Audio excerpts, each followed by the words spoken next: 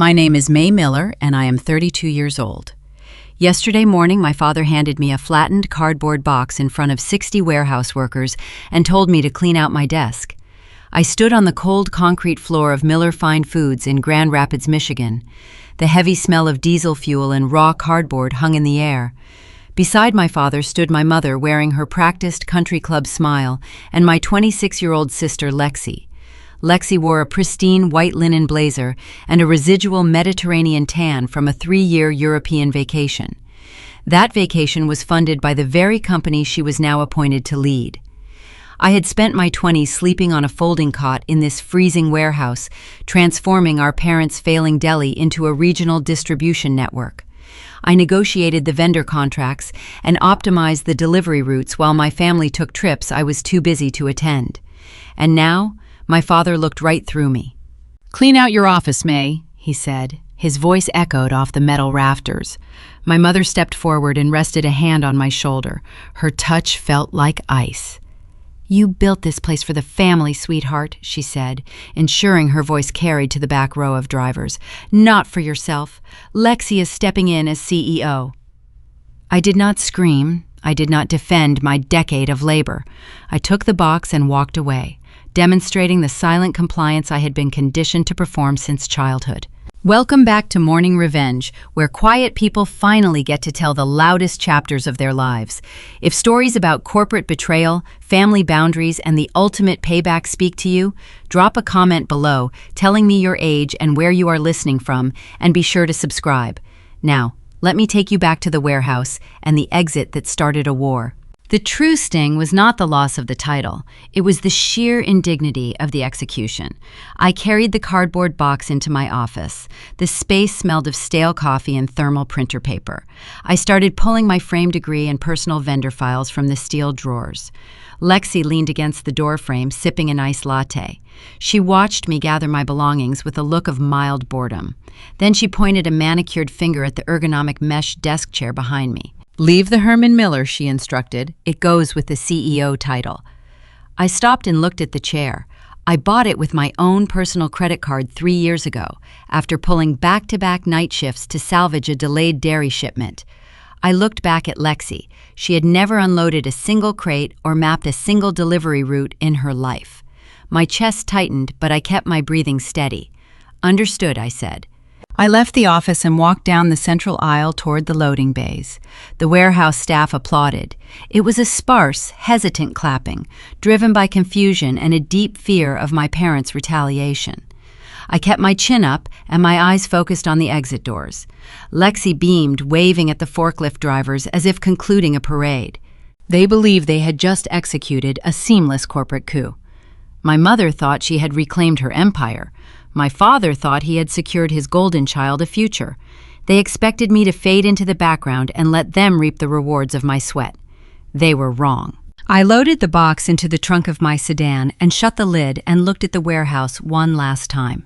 What my parents willfully ignored is that modern distribution centers do not run on family legacy. They run on data and strict relationships. 10 years ago, before I ever held an official title, I built the proprietary logistics software that routes every truck, manages every invoice, and tracks every pallet inside that building.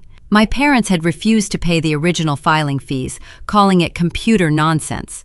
I patented the source code under my own name and quietly licensed it back to Miller Fine Foods for $1 a year. Furthermore, every major regional supplier had signed their key person contracts with me personally, not the company.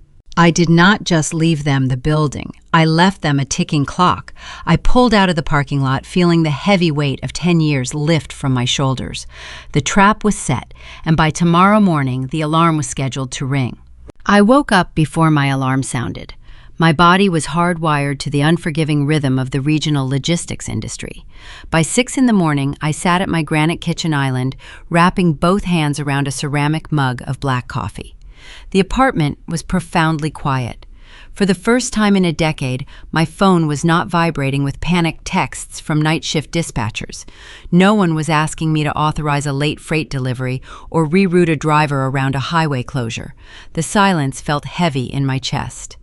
I watched the gray Michigan morning light creep across the hardwood floor, mapping the shadows of my furniture. At exactly 7 o'clock, the screen of my cell phone lit up. The caller ID displayed a name I had been expecting. Julian Sterling. Julian was the chief executive officer of Sterling High-End Grocers. His chain of premium supermarkets stretched across the Midwest, and his account represented 40% of Miller Fine Foods' total annual revenue. I answered on the second ring. Julian did not offer a polite greeting. He skipped the pleasantries. "May," he said, his voice a low, gravelly baritone over the speaker. "I am looking at a press release that hit the wire at midnight. Your father quoted a lot of synergy and fresh directions. He also named your sister as the new executive." I took a slow sip of my coffee, letting the bitter warmth ground me. "The press release is accurate, Julian. I am no longer with the company." A dry chuckle came through the receiver. Julian was a man who built his empire by recognizing competence and discarding the rest. He did not care about family legacies or country club reputations. He cared about supply chain reliability. "I give them 3 days before the loading docks catch fire," he said. "Now down to business. I need the routing number for your new LLC. My legal team is ready to draft the transfer." The public believed I was a discarded daughter walking away with nothing but a cardboard box. They had no idea I had spent the last 4 months preparing a lifeboat. Julian and I had quietly secured a private equity backer late in the summer.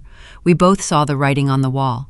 My parents were bleeding their own company dry with their lifestyle expenses, drawing out capital to fund vacations and luxury car leases. Julian refused to let his grocery empire rely on a sinking ship. He trusted me because 2 years ago, during a historic blizzard, I slept in the warehouse for 4 days to ensure his Thanksgiving turkeys reached the shelves. He knew my parents were figureheads. "I will have the articles of organization filed and the banking details routed to your office by noon," I told him. "Excellent," Julian replied. "Do not drag your feet, May. I want my inventory insulated from your family before the end of the week." He hung up without another word. The first domino had fallen.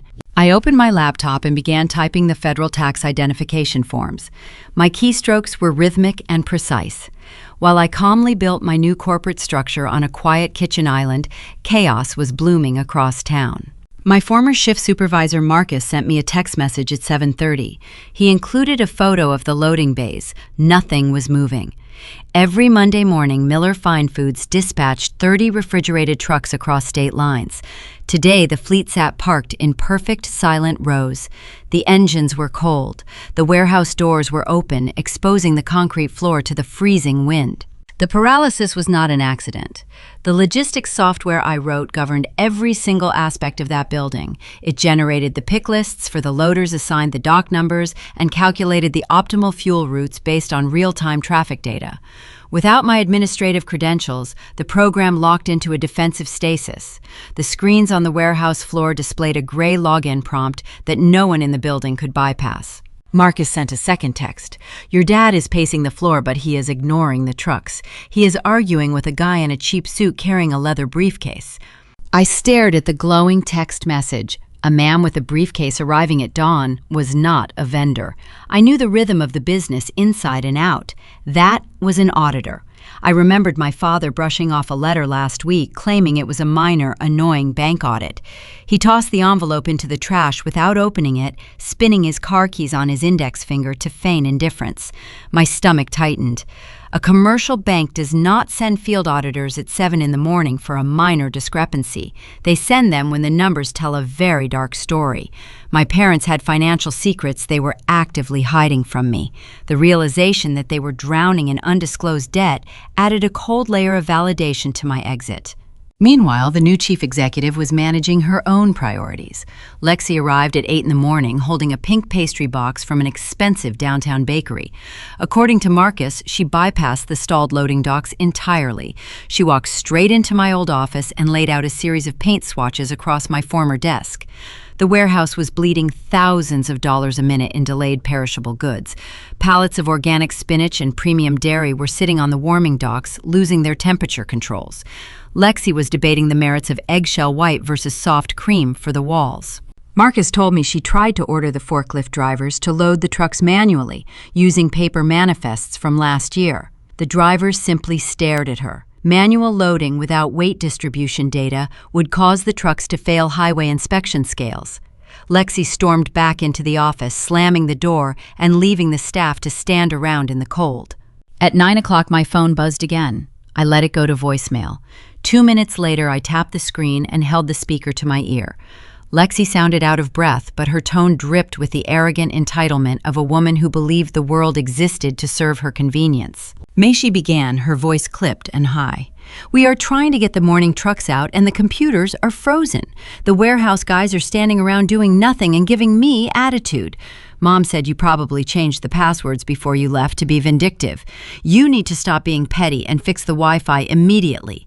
I have a contractor coming in an hour to measure for new carpets and I cannot deal with this tech issue right now. Call me back and walk me through the router reset." I lowered the phone and placed it flat on the granite counter. She actually believed the backbone of a regional distribution network was a broken internet connection. She thought decades of intricate supply chain management could be fixed by unplugging a plastic router. She had no idea the software licenses had expired the second my termination paperwork was signed. She had no idea Julian Sterling was currently drafting a termination of services letter that would gut 40% of her operating budget. She had no idea the Wi-Fi was the least of her problems. I deleted the voicemail and closed my laptop. My new company was officially registered. The bank accounts were live. I walked to the window and looked out at the bare branches of the oak trees lining my street. The cold Michigan wind rattled the glass. The internal company sabotage was amusing, but it was small scale. The real destruction was going to come from the outside. I had planted a specific legal landmine deep in the vendor contracts years ago. I knew exactly which supplier was scheduled to arrive at the county line at 10 o'clock, and I knew their legal department was about to read the fine print. To understand how a family fractures, you have to examine the foundation beneath the drywall. 10 years ago, I was 22 years old. The warehouse heater broke in early November, and my parents refused to authorize the repair bill. My breath plumed white in the freezing air of the cramped dispatch office. I slept on a canvas folding cot positioned next to the humming server rack because the exhaust fans generated a tiny fraction of warmth. My spine ached constantly from the rigid metal crossbars. I worked 80-hour weeks managing inventory spreadsheets by the dull glow of a single desk lamp, trying to secure our first foundational dairy accounts. The smell of Freon and stale coffee seeped into my clothes. I lived in a state of permanent exhaustion, calculating fuel costs and arguing with regional distributors to keep our profit margins alive. During those same freezing nights, my cell phone would vibrate with social media notifications. Lexi was spending her semester abroad on a vague journey of self-discovery. I would stare at my cracked screen, watching videos of my sister standing on the teak deck of a yacht in Ibiza, holding a crystal champagne flute. The ocean behind her glowed an unnatural turquoise. She wore silk sundresses and swiped her credit card for designer sunglasses and exclusive club access. My parents quietly paid her climbing balances every single month, while I counted the pennies needed to keep the warehouse lights running. They viewed her indulgence as a necessary investment in her social standing. They viewed my labor as an expected, silent duty. That dynamic became the concrete slab our family rested on. Back in the present, that foundational rot was finally yielding to gravity.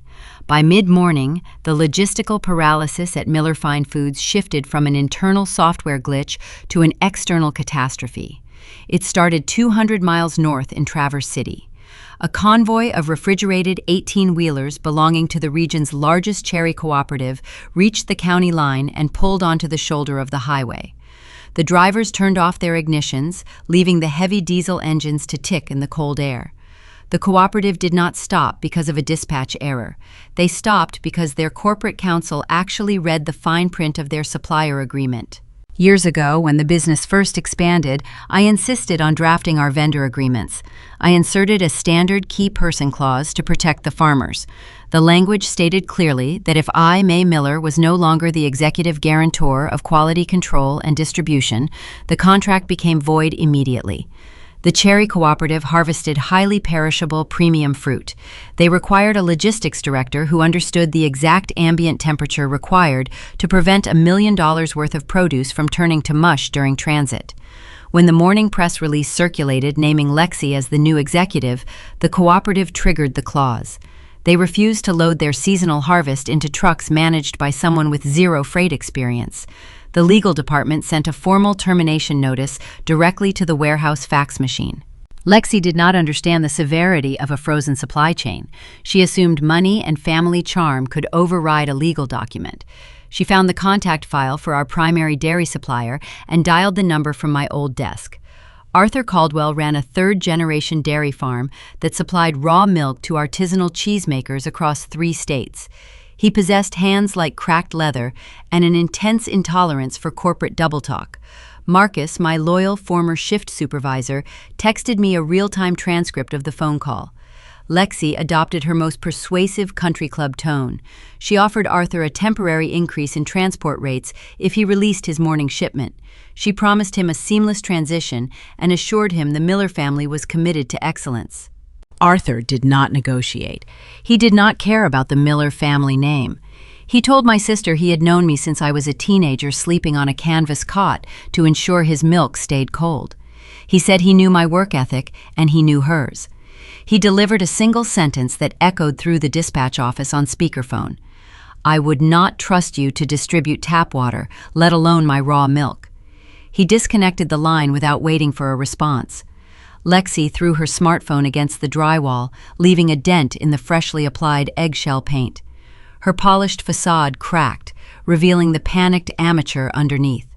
Over the next 14 days, the warehouse transformed into an industrial graveyard. The silent trucks sat in the lot, gathering a thin layer of frost on their windshields. Without the routing software, the few drivers who attempted manual deliveries ended up idling in way station lines or missing narrow delivery windows. Produce rotted on the loading bays, filling the air with the sickening sweet stench of decaying fruit. 6 major agricultural partners halted their shipments, citing the exact same key person clause. The financial loss was staggering. Every missed delivery triggered a penalty fee, compounding the disaster. Lexi responded to the crisis by unraveling. She paced the concrete floor in her expensive leather boots, shouting at the remaining warehouse staff. She blamed the forklift operators for the spoiled inventory. She blamed the dispatchers for the angry phone calls from stranded drivers. She blamed everyone except the face in her mirror. The workers watched her throw tantrums with quiet disgust. They remembered the steady, calm hand I used to guide them through blizzards and supply shortages. They recognized that the new chief executive was a hollow shell, playing dress-up in a decaying building. While my sister screamed at minimum wage workers, I sat in the quiet comfort of my living room. I drank jasmine tea and reviewed digital contracts on my tablet. My newly formed supply chain management firm was running with lethal efficiency. Every single farm that terminated their relationship with Miller Fine Foods reached out to me. They wanted the reliability they had grown accustomed to over the past decade. Within 2 weeks, I signed all 6 of the major suppliers my parents were bleeding. I offered them better margins, a guarantee of stability, and my personal cell phone number. I was acquiring my parents' empire piece by piece without raising my voice. My parents' business was hemorrhaging revenue by the hour. Their anchor clients were gone. Their warehouse was a monument to their own hubris. Lexi realized her charm offensive had failed, and the staff was nearing a walkout. She could not buy a new logistics system, and she lacked the technical knowledge to build one. She needed the proprietary data I took with me. She needed the source code and the client contact lists I kept backed up on a physical silver hard drive. The digital firewall I built around my cloud server was impenetrable, so she decided to bypass the internet entirely. At 2 in the afternoon, I sat at a corner table in a local Panera Bread, finalizing the routing schedules for the Cherry Cooperative. My cell phone vibrated against the table. It was not a text message from Marcus. It was an automated push notification from my home security system. A proximity sensor had been triggered. The front door of my apartment had just unlocked. My pulse quickened. The deadbolt required a physical key, and only 2 copies existed. I held one in my pocket. My mother kept the other for extreme emergencies, and my mother had just handed that key to a desperate, panicked woman willing to commit a felony to save her own ego. I sat in the corner booth of the crowded cafe, staring at the glowing notification on my tablet screen. The digital text confirmed a proximity breach at my personal residence. My mother had abused her emergency privileges. She handed my apartment key to my sister, turning a fundamental family boundary into a tool for corporate espionage. I did not panic or rush toward the exit. I calmly placed my ceramic teacup on the smooth wooden table and opened the live video application connected to my living room security camera. The high-definition feed buffered for a fraction of a second before illuminating the screen. Lexi stood inside my entryway. She was breathing heavily. Her expensive silk blouse was wrinkled, and her dark hair was sticking to her forehead in disorganized strands. She looked nothing like the polished executive who had dismissed me in front of 60 employees just days prior. She looked exactly like a cornered animal. Lexi lacked the basic intelligence to execute a sophisticated cyber attack. 3 years ago, she failed out of a prominent interior design program in Chicago because she refused to learn the required computer-aided drafting software. She paid classmates to complete her digital rendering assignments until the university caught the plagiarism and quietly asked her to leave. My parents framed the expulsion as a creative difference of opinion. They financed her European vacation to soothe her injured pride. Lexi never learned how to build intricate systems. She only knew how to forcefully take things that belonged to other people. So when faced with a locked digital server, she resorted to brute force physical intrusion. I watched her tear through my home. It was a quiet and devastating moment of heartbreak. My hands trembled slightly against the edge of the cafe table. I was not shaking from fear or anger. I was experiencing the profound grief of watching my own sibling treat me like an enemy combatant.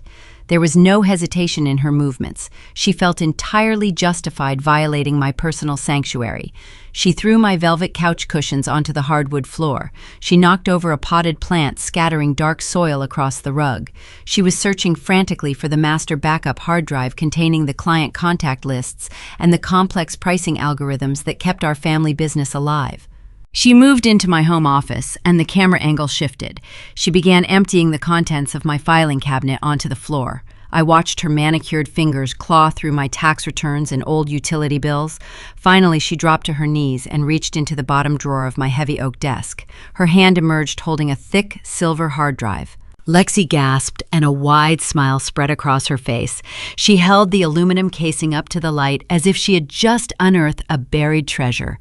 She shoved the device deep into her designer handbag and ran out of my apartment, leaving the heavy front door standing wide open to the hallway. I took a slow, deep breath and closed the application on my tablet. I finished my tea, feeling a strange sense of absolute calm settling over my chest. I called my property manager and requested an immediate lock change, citing a lost key. Then I sat back and waited for the inevitable outcome. I knew exactly what Lexi was doing at that very moment. She was speeding her luxury sedan down the highway, weaving through traffic to get back to the industrial park. She believed she possessed the keys to the kingdom. She thought she could plug that silver rectangle into the administrative terminal and instantly restore the entire logistics network. She expected millions of lines of proprietary source code to populate her monitor. 20 minutes later, my former shift supervisor, Marcus, sent me a detailed text message. He reported that Lexi sprinted through the loading bays, completely ignoring the idle workers and the foul smell of rotting produce. She locked herself inside the main administrative suite and pulled the window blinds down shut. Inside the privacy of that office, Lexi connected the stolen silver drive to the master computer. I knew precisely what she was staring at because I placed that drive in the bottom drawer of my desk 5 years ago. It was a decoy, but it was also a time capsule. When Lexi opened the external drive folder, she did not find routing software or vendor manifests. She found a single portable document file resting alone on the screen. The document was titled in plain text. It was a formal letter of resignation I had drafted half a decade prior on a night I almost collapsed from walking pneumonia after unloading a delayed freight shipment alone. I never submitted the letter. I kept it as a reminder of my own worth on the days my parents treated me like a disposable asset. The document detailed the exact mathematical equation of their eventual ruin. It outlined precisely how the company would collapse without my daily intervention. It listed the specific suppliers who would immediately terminate their contracts, including the Cherry Cooperative and the dairy farmers. It predicted the exact timeline of the logistics failure, warning that the warehouse would paralyze within 48 hours of my departure. It was a prophetic warning, written by a younger version of myself who already knew her family would never respect her labor. Lexi read the document in the silent office. I could imagine the blood draining from her face. She realized the silver drive contained no salvation. It only contained a mirror reflecting her absolute incompetence and the guaranteed destruction of the empire she was supposed to rule. Lexi was absolutely terrified. The reality of the situation finally crushed her unearned confidence. She could not buy a solution, and she could not steal one. The business was bleeding thousands of dollars an hour, and she was completely out of her depth. Instead of walking out of the office and confessing her failure to our parents, Lexi made a crucial and fatal decision. She unplugged the useless device and threw it into the bottom of the trash can, covering it with crumpled paper. When our father knocked on the locked door demanding an update on the software restoration, she opened it slightly and lied straight to his face. She told him she had successfully bypassed my security measures and was currently downloading a patch that would fix the trucks by the afternoon. Her lie created a massive vacuum of false hope. Because she hid the terrifying truth from Richard and Helen, they believed they still had time to salvage the week. They believed the bleeding would stop. But time was the one currency our family was entirely out of. To keep her dangerous illusion alive, Lexi needed to move the rotting freight immediately. She bypassed all of our vetted agricultural partners and picked up the telephone. She placed a panicked call to a secondary, unregulated freight carrier known for predatory pricing and unreliable drivers. She offered them triple our standard transportation rate to clear the loading docks instantly. She signed a binding emergency contract using a line of credit the company did not actually possess. She thought she was buying a temporary fix to cover her tracks. She had no idea she just invited a massive financial predator right through the front door. I needed a diversion. Lexi had just signed a catastrophic agreement with a predatory emergency freight carrier to hide her technological incompetence from our parents. She had expensive third-party trucks rolling up to our loading bays, but absolutely no premium clients left to fill the refrigerated trailers. The Cherry Cooperative was gone. The dairy farmers were gone. If my father realized the total volume of their lost revenue, he would panic. A panicked man with a bruised ego and a retained legal team could file a frivolous injunction against my newly formed company just to tie me up in court. I could not afford to fight a protracted legal battle while actively onboarding Julian Sterling and his massive grocery account. I needed my parents to look the other way. I needed to feed them a very specific type of poison disguised as a gourmet meal. To understand my strategy, you have to understand the fundamental difference between how I view logistics and how my family views business. When I was 25 years old, I spent an entire winter building a profit density matrix. I learned the hard way that gross revenue is a vanity metric. A large account is completely useless if the operational costs required to maintain it consume the profit margin. My parents never grasped this concept. To them, a signed contract with a recognizable brand was a country club trophy. They cared about the prestige of the client list rather than the actual cash flow. They chased shiny objects. I decided to give Lexi the shiniest object in our entire portfolio. His name was Victor Rossi. He owned an exclusive specialty foods importation company based out of Chicago. Victor dealt in highly volatile luxury goods, like white truffles, beluga caviar, and unpasteurized artisanal cheeses from rural France. His cargo was exceptionally fragile, and his personality was entirely toxic. Victor demanded delivery windows calculated down to the exact minute. He required continuous thermal imaging logs of his pallets every 15 minutes during transit. If a truck arrived 10 minutes late, or if the ambient temperature of a trailer fluctuated by a single degree, Victor would aggressively execute a chargeback. He would demand full refunds while keeping the slightly delayed product to sell at a discount. Managing his account required a dedicated dispatcher and constant manual oversight. The profit margin was razor thin, and the emotional toll on my drivers was immense.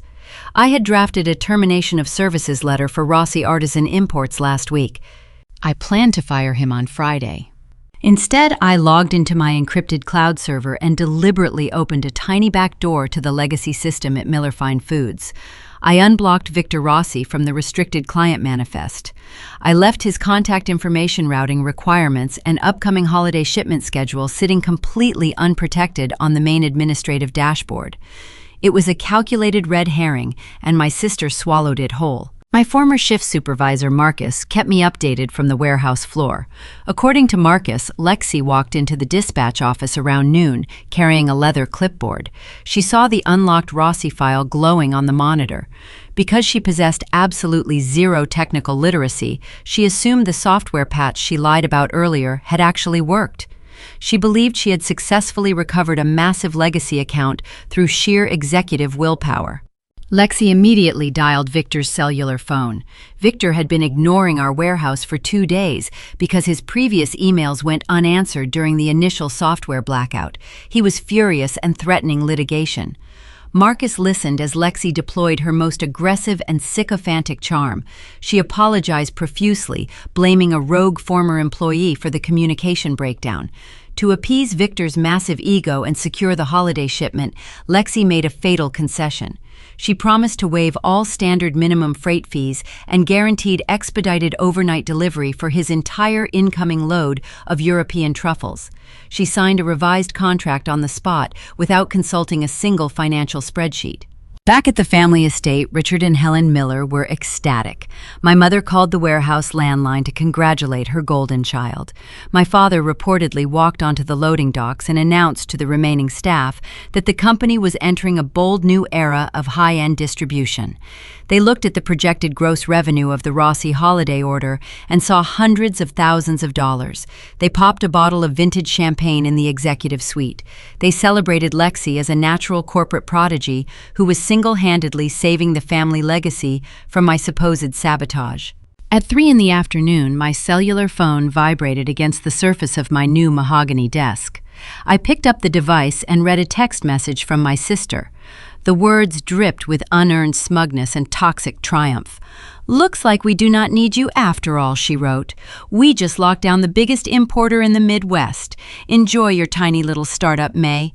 I stared at the screen, feeling a profound sense of peace wash over my shoulders.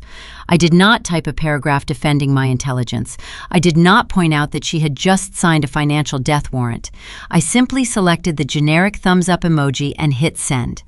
Then I placed the phone face down and returned to drafting the regional expansion routes for Julian Sterling. My parents were celebrating a massive victory that was in reality accelerating their own bankruptcy. They had no idea I had just handed them a ticking time bomb. The fallout began almost immediately. Fulfilling the Rossi contract required absolute logistical perfection.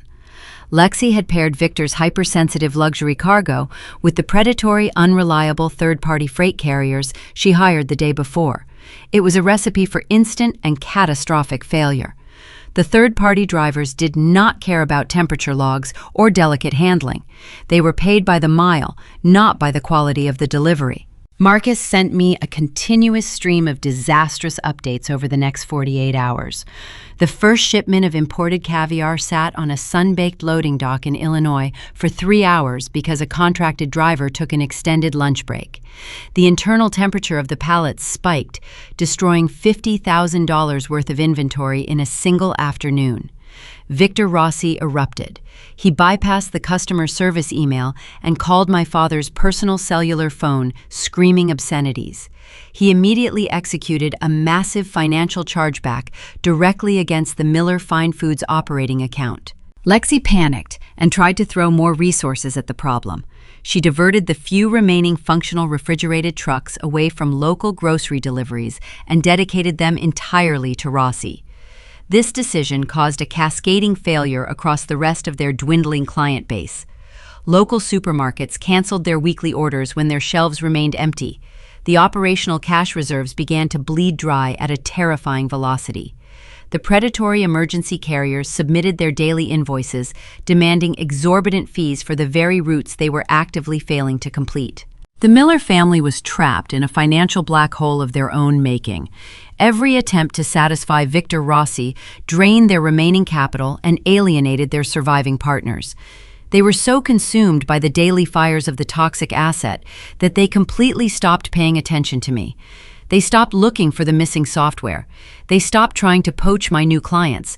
They were too busy drowning to notice that I was standing on dry land, building an empire out of the bricks they had discarded. By the end of the week, my independent fleet was fully operational. The Sterling high-end grocers account was integrated perfectly into my new cloud-based routing system. My drivers were happy, well compensated, and operating with pristine efficiency. I had isolated my family in a containment zone of their own hubris. But the final collapse was not going to come from a spoiled shipment of truffles. The real destruction was waiting quietly in the background, monitoring the sudden chaotic movement of capital. Commercial banks employ automated algorithms to detect unusual spending patterns in corporate accounts. When massive chargebacks from furious importers collide with exorbitant daily invoices from predatory freight companies, the software flags the account for critical review. My parents believed their primary threat was a disgruntled daughter. They were entirely unprepared for the reality that a team of forensic accountants had just frozen their entire line of credit without warning. The illusion of my sister's competence disintegrated much faster than I anticipated. By Thursday evening, the toxic weight of the Rossi importation account had severely fractured the fragile reality my parents constructed. They could no longer pretend the warehouse was functioning. The local supermarkets officially canceled their remaining orders. More importantly, Richard and Helen finally discovered that the massive agricultural cooperatives were permanently gone. The cherry farmers and the dairy producers were not experiencing a temporary communication blackout. They were actively transferring their massive freight volumes directly to my newly incorporated logistics firm. My apartment was completely silent. I stood in my kitchen preparing a simple dinner of roasted vegetables and quinoa. The digital clock on the microwave displayed 8:45. Outside, the Michigan winter was tightening its grip on the city, coating the streetlights in a hazy layer of frost. Inside, my home felt like a fortress of solitude and calculated precision. The aroma of garlic and olive oil filled the air, grounding my senses. I was reviewing the final draft of the Sterling high-end grocer's onboarding schedule when the heavy wooden barrier of my entryway rattled. Someone was pounding on the exterior panel with aggressive rhythmic strikes. I did not rush. I set my chef knife down on the bamboo cutting board, wiped my hands on a linen towel, and walked calmly toward the foyer. I tapped the tablet mounted on the wall to activate the exterior security camera. My parents stood in the dimly lit hallway. They looked nothing like the polished socialites who commanded country club luncheons. My father wore a heavy wool overcoat that was unbuttoned, revealing a wrinkled dress shirt underneath. His face was flushed red with a mixture of cold air and intense rage. Beside him, my mother clutched her expensive leather purse against her chest like a shield. Her signature pearl necklace sat crookedly against her collarbone. Lexi was nowhere to be seen. They had left their golden child behind to clean up the rotting produce while they came to neutralize the perceived threat. I disengaged the deadbolt and pulled the door open, leaving the chain unhooked. I did not invite them inside. Helen pushed her way forward, stopping just inches from the threshold.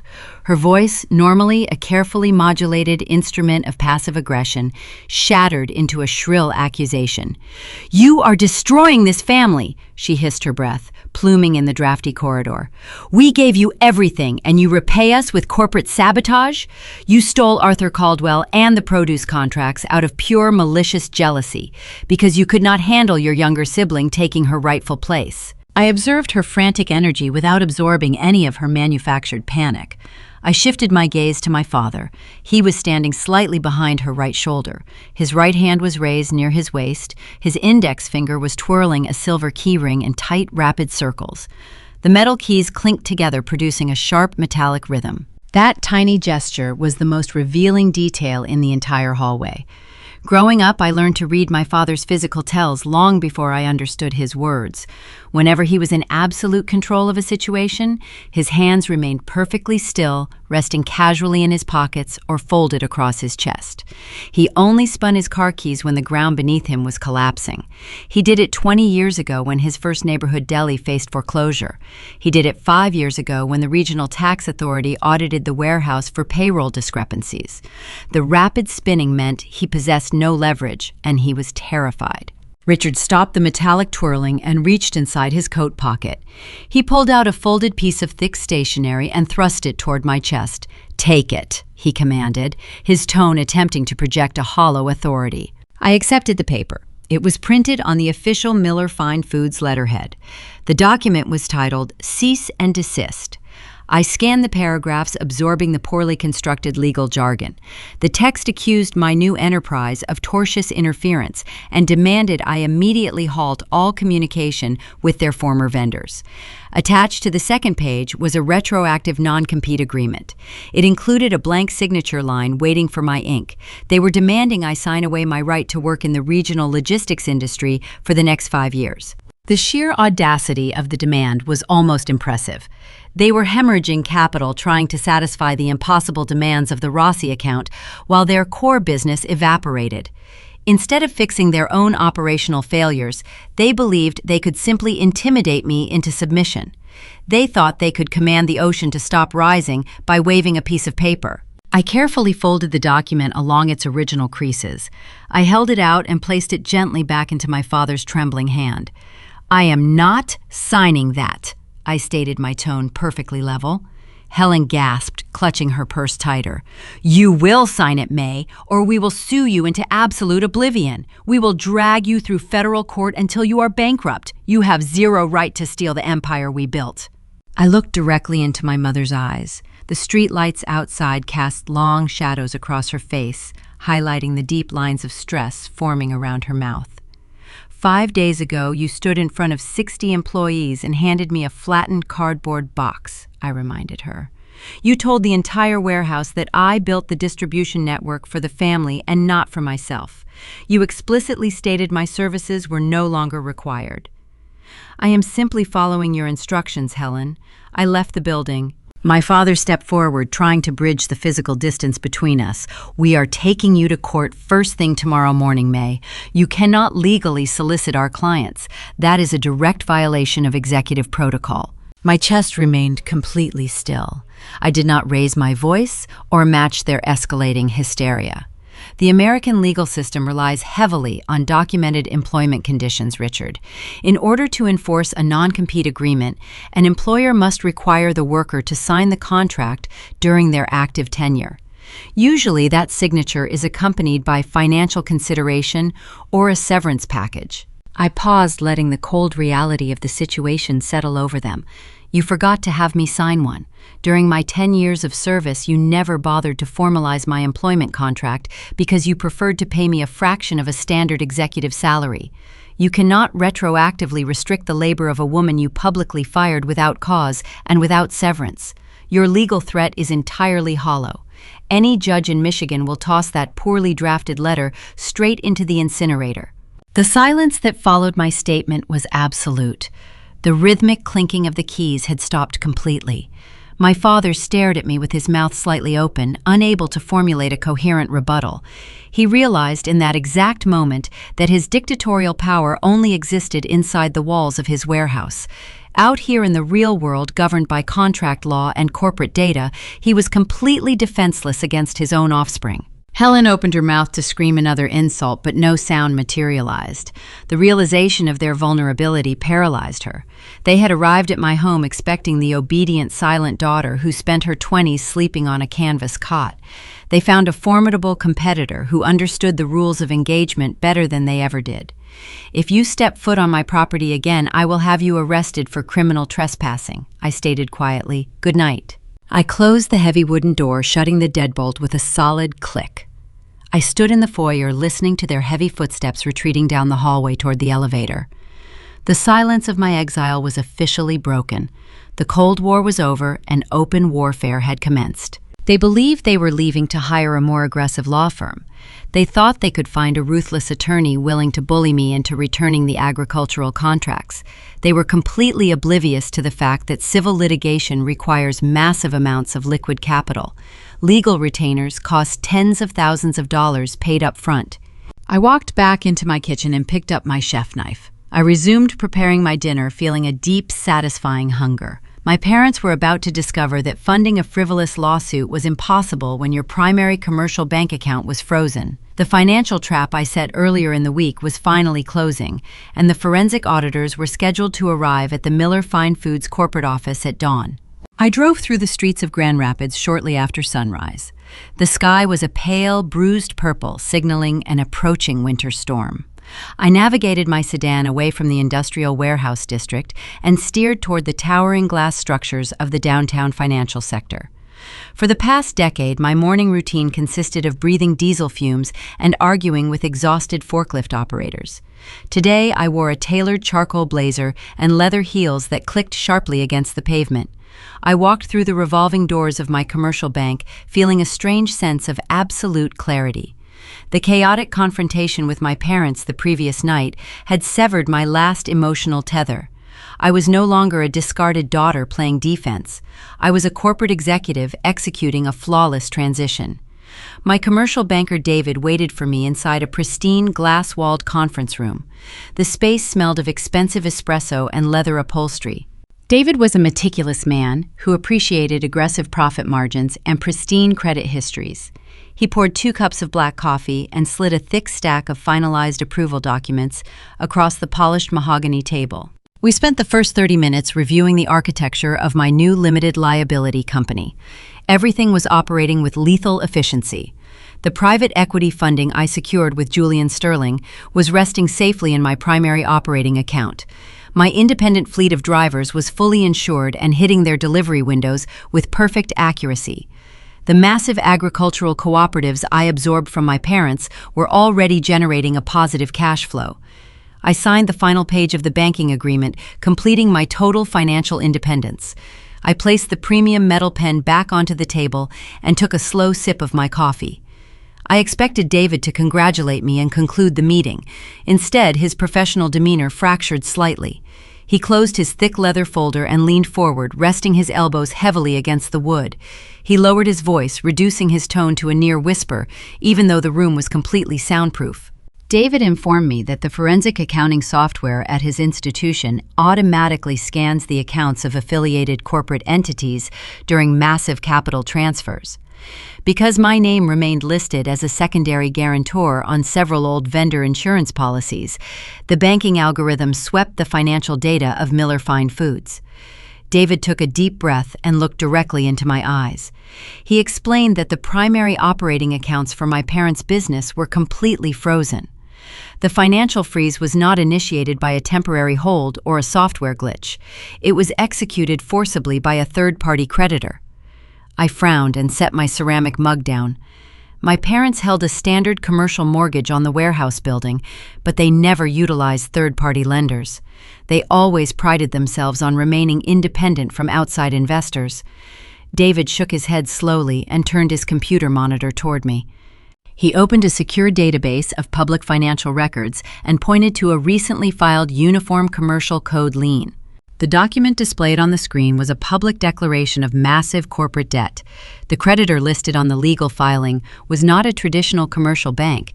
It was a private mezzanine equity firm based in Chicago named Ironclad Capital. I recognized the name immediately.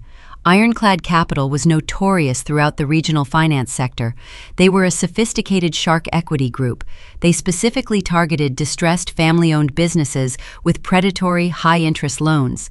They operated entirely within the boundaries of American corporate law, but their tactics were notoriously ruthless. They offered massive injections of fast liquid cash wrapped in suffocating repayment terms. If a vulnerable borrower missed a single scheduled payment, Ironclad possessed the absolute legal authority to instantly freeze all corporate assets and begin immediate liquidation. My father had secretly leveraged the entire warehouse, the delivery fleet, and the land beneath the building to borrow an astronomical sum of money. I stared at the glowing numbers on the monitor, trying to comprehend the sheer scale of the financial disaster. The principal loan amount was staggering. The mathematical logic simply did not align with standard business operations. My parents did not purchase new delivery trucks. They did not upgrade the aging warehouse infrastructure or authorize repairs for the broken heating system in the dispatch office. The money never entered the company's supply chain. The capital had vanished completely. I asked David to pull the exact origination date of the loan contract.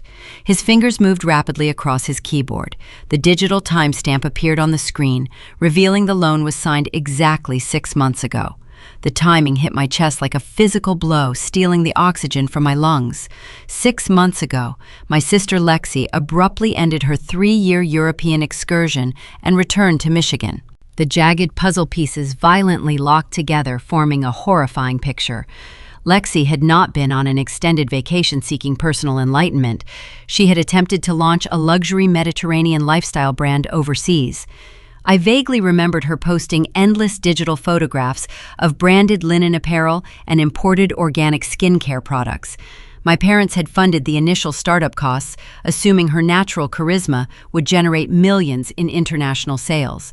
Instead, Lexi accumulated a catastrophic amount of foreign debt.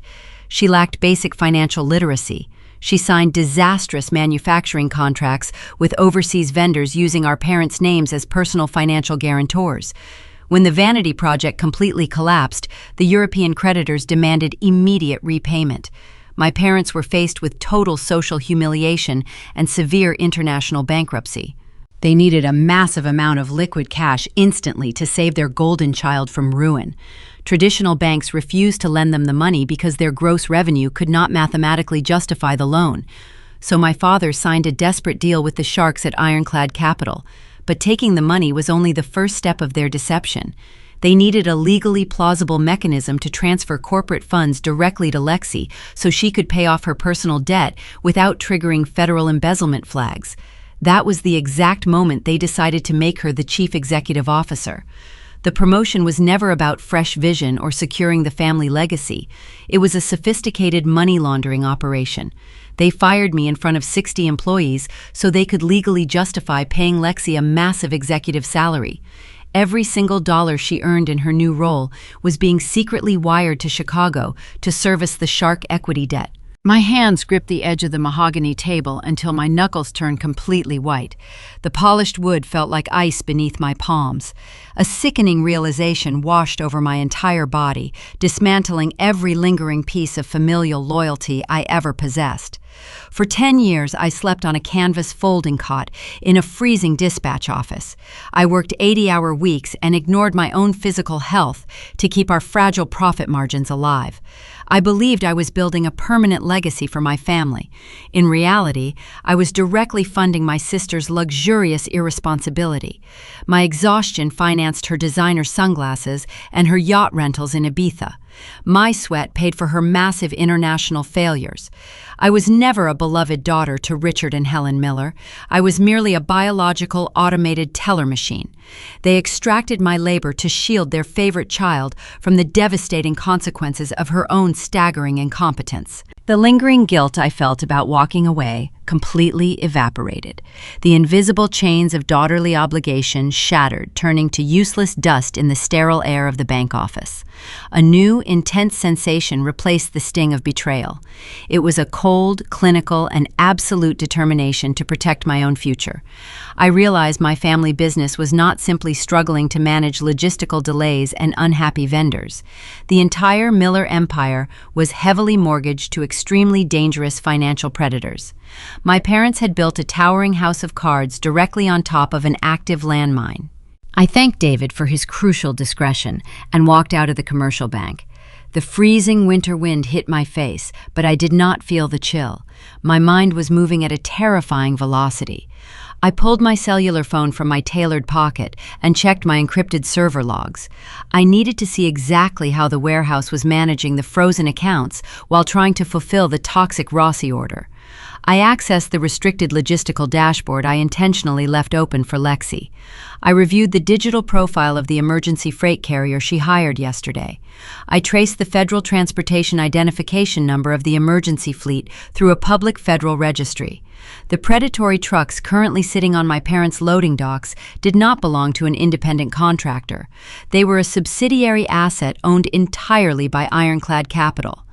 Lexi had unknowingly invited the sharks directly onto the property. The predators were inside the building, and they were about to lock the doors forever. My mother realized she could not defeat me in a corporate boardroom. She lacked the intellectual capacity to understand complex supply chain logistics, and she possessed absolutely no legal leverage to stop my newly formed enterprise. but Helen Miller was a master of a very specific type of combat. She understood the weaponization of small-town social dynamics better than anyone in Michigan.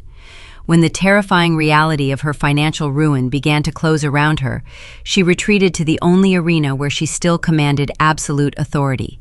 She went to the country club, and she went to church. To understand my mother, you must understand her currency. Helen traded exclusively in reputation and perceived morality. For 30 years, she sat on the prestigious charity committees and organized the Sunday prayer circles. She cultivated a pristine image of the perfect matriarch leading a prosperous local empire. When that image threatened to shatter under the weight of massive debt, she decided to control the blast radius by painting a target squarely on my back. The smear campaign was executed with terrifying precision. Helen began planting the seeds of destruction during a Tuesday morning women auxiliary brunch. She sat at a table draped in pristine white linen, surrounded by crystal water goblets and silver cutlery. She waited until the plates were cleared before manufacturing her devastating narrative. She dabbed the corners of her eyes with a cloth napkin, producing a highly convincing display of maternal sorrow. She told the prominent wives of local business owners that I had not resigned gracefully. She claimed she and my father were forced to terminate my employment because I had been quietly embezzling operational funds from the family accounts for the past 4 years. She painted me as a greedy, vindictive daughter who stole proprietary data to fund my own selfish ambitions while leaving the family business completely paralyzed. The lies did not stop at financial theft. Helen knew that corporate espionage was too abstract to garner deep emotional sympathy from her peers. She needed a visceral emotional hook to make the gossip truly lethal. So she targeted the perceived vulnerability of my father. Richard Miller suffered from a minor case of seasonal arthritis in his left knee. It was a condition easily managed with over-the-counter medication and occasional physical therapy. My mother deliberately transformed that minor joint stiffness into a severe degenerative illness. She told her congregation that my father was practically bedridden, relying on a cane to walk through his own home. She claimed that I had cruelly abandoned him in his darkest hour of medical need, choosing to steal his legacy rather than support his failing health. The toxic rumors spread through the affluent community of Grand Rapids like a wildfire. This was not merely annoying background noise. In a Midwestern business ecosystem, reputation is intrinsically tied to revenue. The devastating consequences of my mother's manufactured tragedy materialized on a Thursday afternoon. I was parked outside a premium grocery market, preparing to inspect a potential retail display space. My cellular phone vibrated on the passenger seat. The caller identification displayed the name Robert Vance. Robert owned Vance Organic Farms. He was a secondary conservative client who distributed high-end root vegetables, heirloom carrots, and specialty potatoes to boutique grocers. He operated his agricultural business strictly on old-fashioned principles, verbal agreements, and firm handshakes. I had spent 3 grueling months carefully courting his account, driving out to his rural property to demonstrate my routing software. He had officially transferred his logistics contract to my new firm just 5 days ago. I answered the call, expecting a routine discussion about weekend delivery schedules and temperature requirements for a new harvest. Robert did not offer a polite greeting. His voice was rigid and laced with profound disappointment. He informed me that he and his wife had attended a charity gala the previous evening. They shared a table with several vocal members of my mother's congregation. Robert stated very clearly that he could not associate his family farm with someone capable of elder abuse and corporate theft. I tried to interrupt and explain the reality of the ironclad capital debt. I tried to tell him about Lexi and her disastrous European bankruptcy. Robert refused to listen to a single word of my defense. He told me that character is the only currency that matters in agricultural business. He stated that where there is smoke, there is usually a raging fire. He formally canceled our logistics agreement, effective immediately, and promised to advise his fellow farmers to avoid my services. He hung up the phone abruptly, leaving me sitting in the deafening silence of my vehicle. The pebble of professional loss hit me with an astonishing amount of kinetic force. Vance Organic Farms was not my largest account financially, but losing it validated the sheer destructive power of my mother's venom.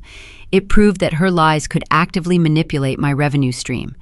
I sat in the driver's seat staring blankly through the windshield at the gray asphalt parking lot. A suffocating, heavy wave of social isolation pressed down on my chest, making it difficult to draw a full breath. For the first time since my unceremonious termination, I felt genuinely and entirely alone. The people I grew up around, the community I served faithfully for 10 years, were actively cheering for my destruction based on a completely fabricated story. My hands gripped the cold leather steering wheel until my joints ached and my knuckles turned stark white. My pulse hammered a frantic rhythm in my ears, drowning out the ambient noise of the passing traffic. Every single survival instinct in my body screamed at me to retaliate.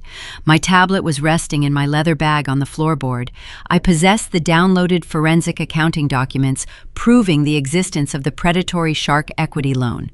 I had the digital receipts of my sister's catastrophic overseas spending. I could easily open a social media application and broadcast the absolute truth to the entire city. I could expose Richard and Helen Miller as massive frauds, heavily mortgaged to dangerous creditors. I could publicly humiliate them and clear my name in a matter of seconds. I closed my eyes and focused intensely on the rhythm of my breathing. I inhaled the faint scent of the leather upholstery and the cold air blowing from the dashboard vents. I visualized the digital documents, and then I visualized my mother sitting in a country club dining room, sipping a martini and waiting for my emotional explosion. If I posted those files, I would be engaging in her chaotic game. I would look defensive, erratic, and deeply unprofessional. And more importantly, I would alert Ironclad Capital that outside parties were actively monitoring their subsidiary assets and forensic trails. I opened my eyes. I chose silence. I took the raw, burning anger swelling in my throat, and I swallowed it whole. I compartmentalized the sting of the gossip and the loss of the Vance account. I locked the emotional pain inside a mental vault and converted the residual energy into pure clinical ambition. My mother could have the country club. She could win the battle of public opinion among people who did not matter to my bottom line. I was going to win the actual war. I shifted my sedan into drive and pulled aggressively out of the grocery store parking lot. I did not drive back to my apartment to wallow in my isolation or draft a defensive public statement. I steered my vehicle directly toward the towering corporate headquarters of Sterling High-End Grocers. Julian Sterling was expecting me for a final comprehensive review of our expanding Midwest distribution network. Julian did not attend Sunday services with my mother, and he did not care about local socialite gossip circulating through affluent dining rooms. He only cared about the mathematical certainty of my delivery routes and the guaranteed freshness of his premium inventory. I walked into Julian's expansive corner office 30 minutes later. The space was dominated by a massive digital map detailing every highway and transit hub in the region. Julian stood by the window holding a tablet. He looked up as I entered and noted the intense focus in my posture. He asked if the transition was proceeding smoothly, despite the local noise. I placed my briefcase on his glass conference table and told him the localized distractions were being permanently neutralized. We spent 2 intense hours optimizing the supply chain for his most profitable premium markets in Chicago and Detroit. I analyzed the traffic algorithms and secured 3 additional regional territories, cementing my new enterprise as an untouchable force in the commercial sector. I was actively building a massive fortress of legitimate capital, while my parents continued to bleed out slowly on their rotting loading docks. But as I finalized the last page of the contract, Julian handed me a printed internal memo from his corporate legal department. The paper detailed a massive spike in aggressive audit activity from a specific Chicago-based financial institution. The predators from Ironclad Capital were no longer just circling the Miller Fine Foods warehouse.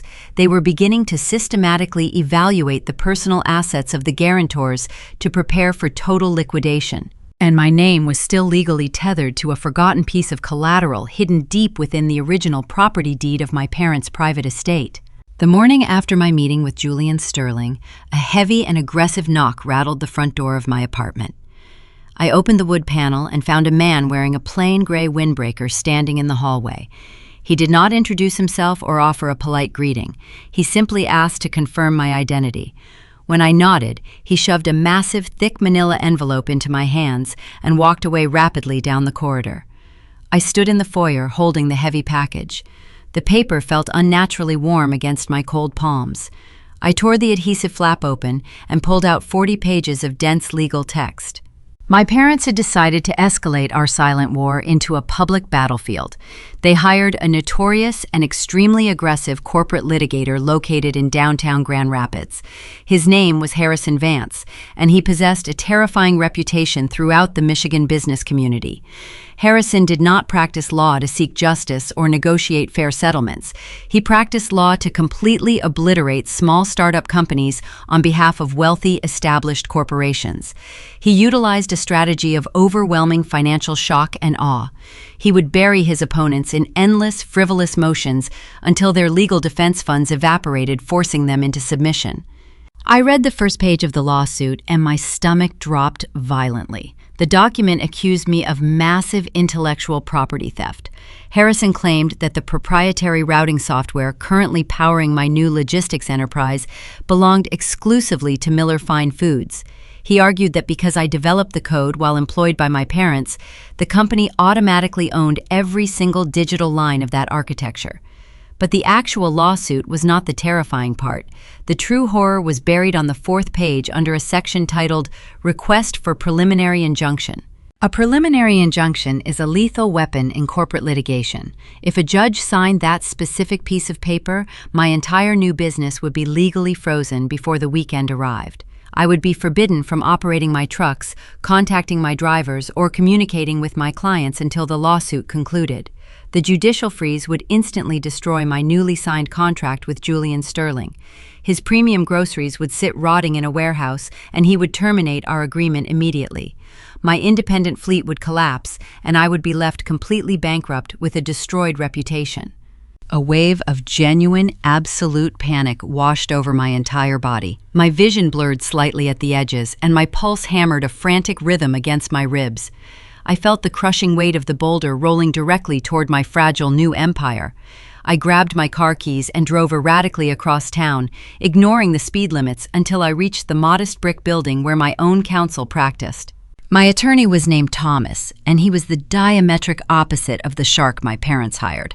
Thomas was a meticulous, unassuming man in his late 60s who favored faded tweed jackets and drank copious amounts of green tea. He operated a quiet boutique firm specializing in contract law and patent defense. I rushed into his office and dropped the massive stack of hostile documents directly onto his wooden desk. I paced the floor of his office, breathing heavily while he calmly adjusted his reading glasses and began scanning the 40-page threat. I expected Thomas to share my intense anxiety. I expected him to immediately begin drafting a frantic emergency defense motion to stop the injunction. Instead, the older man read the documents with a look of mild amusement.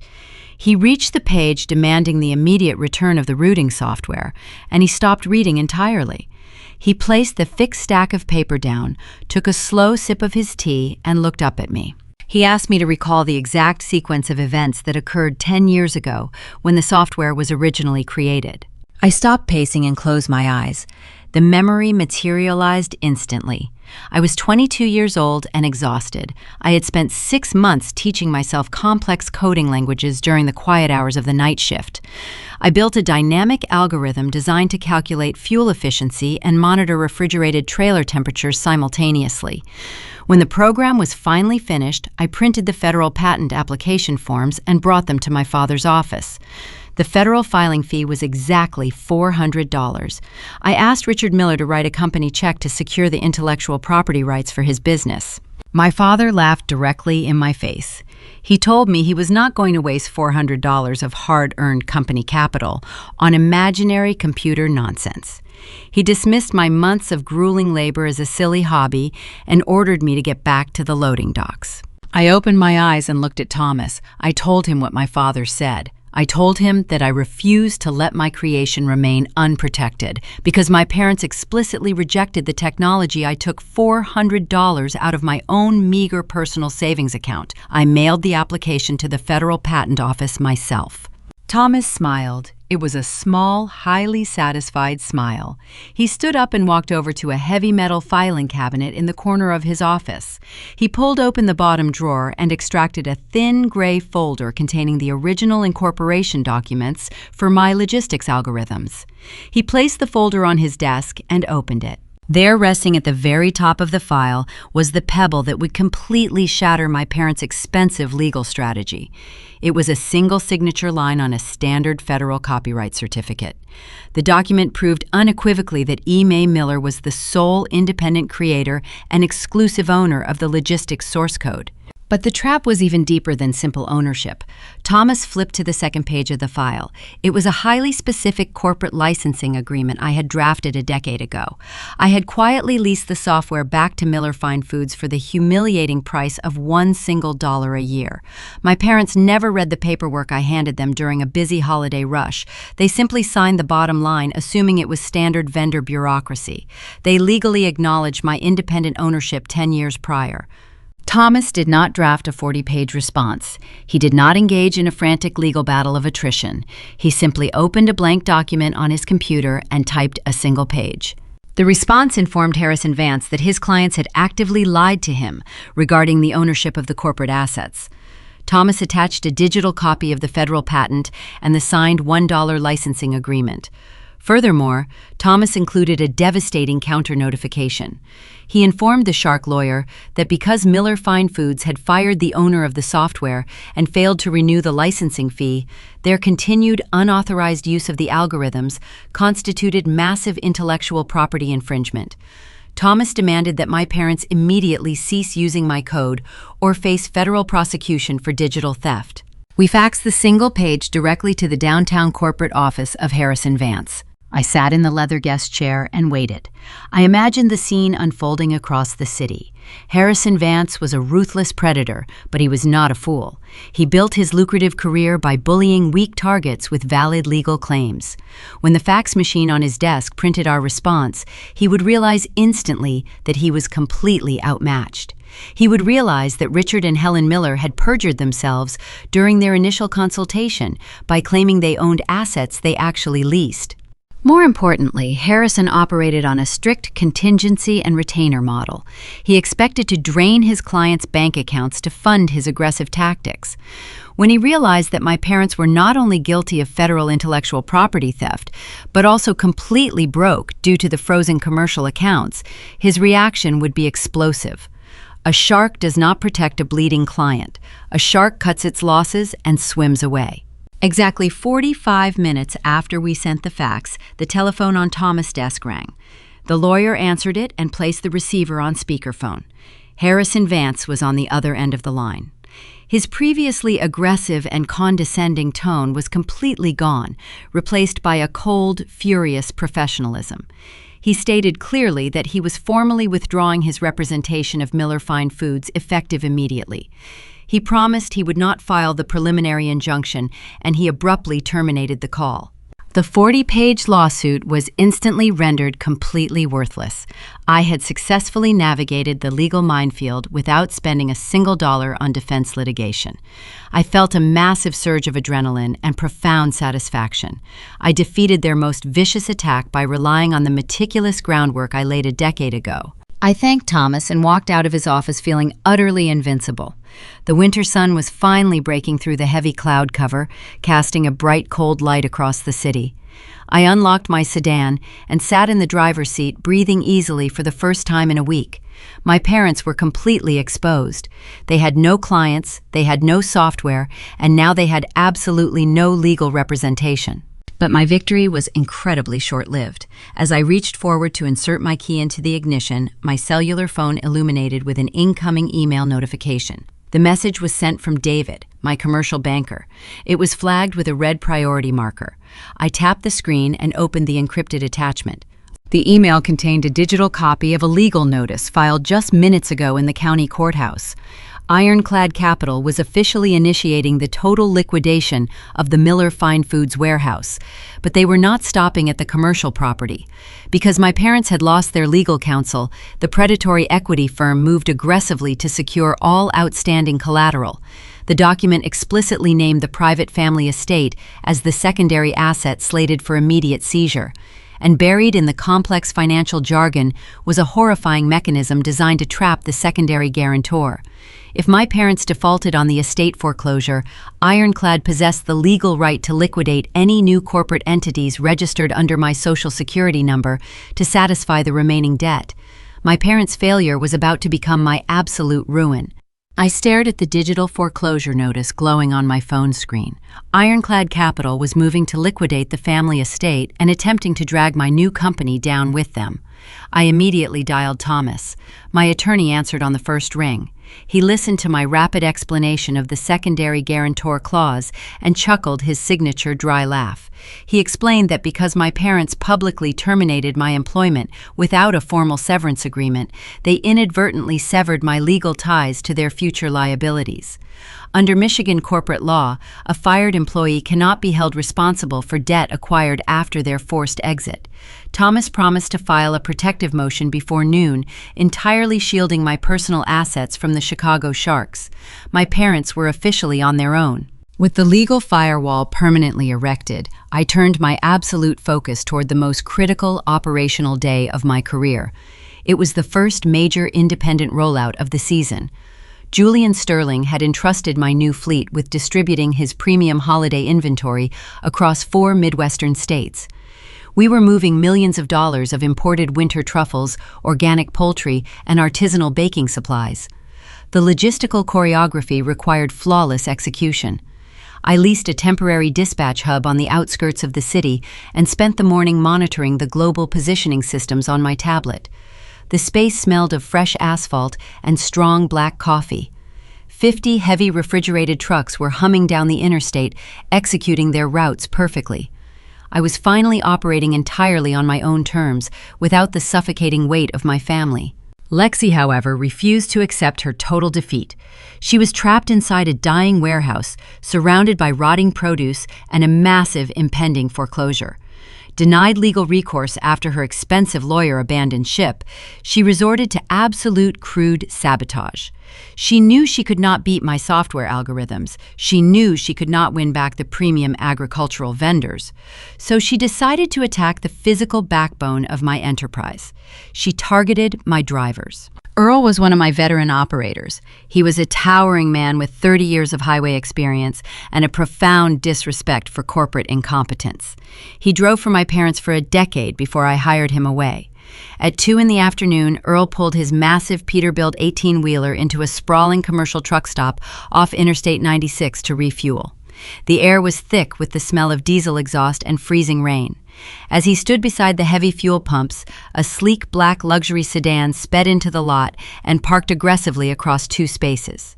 Lexi stepped out into the biting wind. She wore designer sunglasses and a pristine wool trench coat, looking entirely absurd against the gritty backdrop of industrial transport. She approached Earl holding a thick stack of $20 bills. She had maxed out her remaining personal credit cards, taking cash advances at an exorbitant interest rate. Lexi attempted to bribe him right there on the wet concrete. She offered Earl $2,000 in cash if he simply walked away from his rig. She told him to leave the truck parked at the pump and abandon my highly sensitive holiday shipment to spoil. She promised to hire him back at Miller Fine Foods with a substantial raise. She assumed working-class loyalty could be purchased with a handful of wrinkled bills and a condescending smile. Lexi did not understand the architecture of commercial freight. I had already secured the absolute loyalty of my fleet long before this rollout began. I did not just offer my drivers empty promises or country club charm. I provided them with comprehensive health insurance, strict union protections, and a routing schedule that actually allowed them to sleep in their own beds on the weekends. I treated them with the fundamental respect the Miller family never bothered to extend. Earl looked at the cash trembling in her manicured hands and let out a booming, genuine laugh. He did not yell or argue with her. He simply pointed a grease-stained finger toward the windshield of his truck. Mounted perfectly on the dashboard was a high-definition security camera. It was actively recording audio and video, capturing every single second of her pathetic bribery attempt. The tiny red light blinked steadily in the gray afternoon gloom.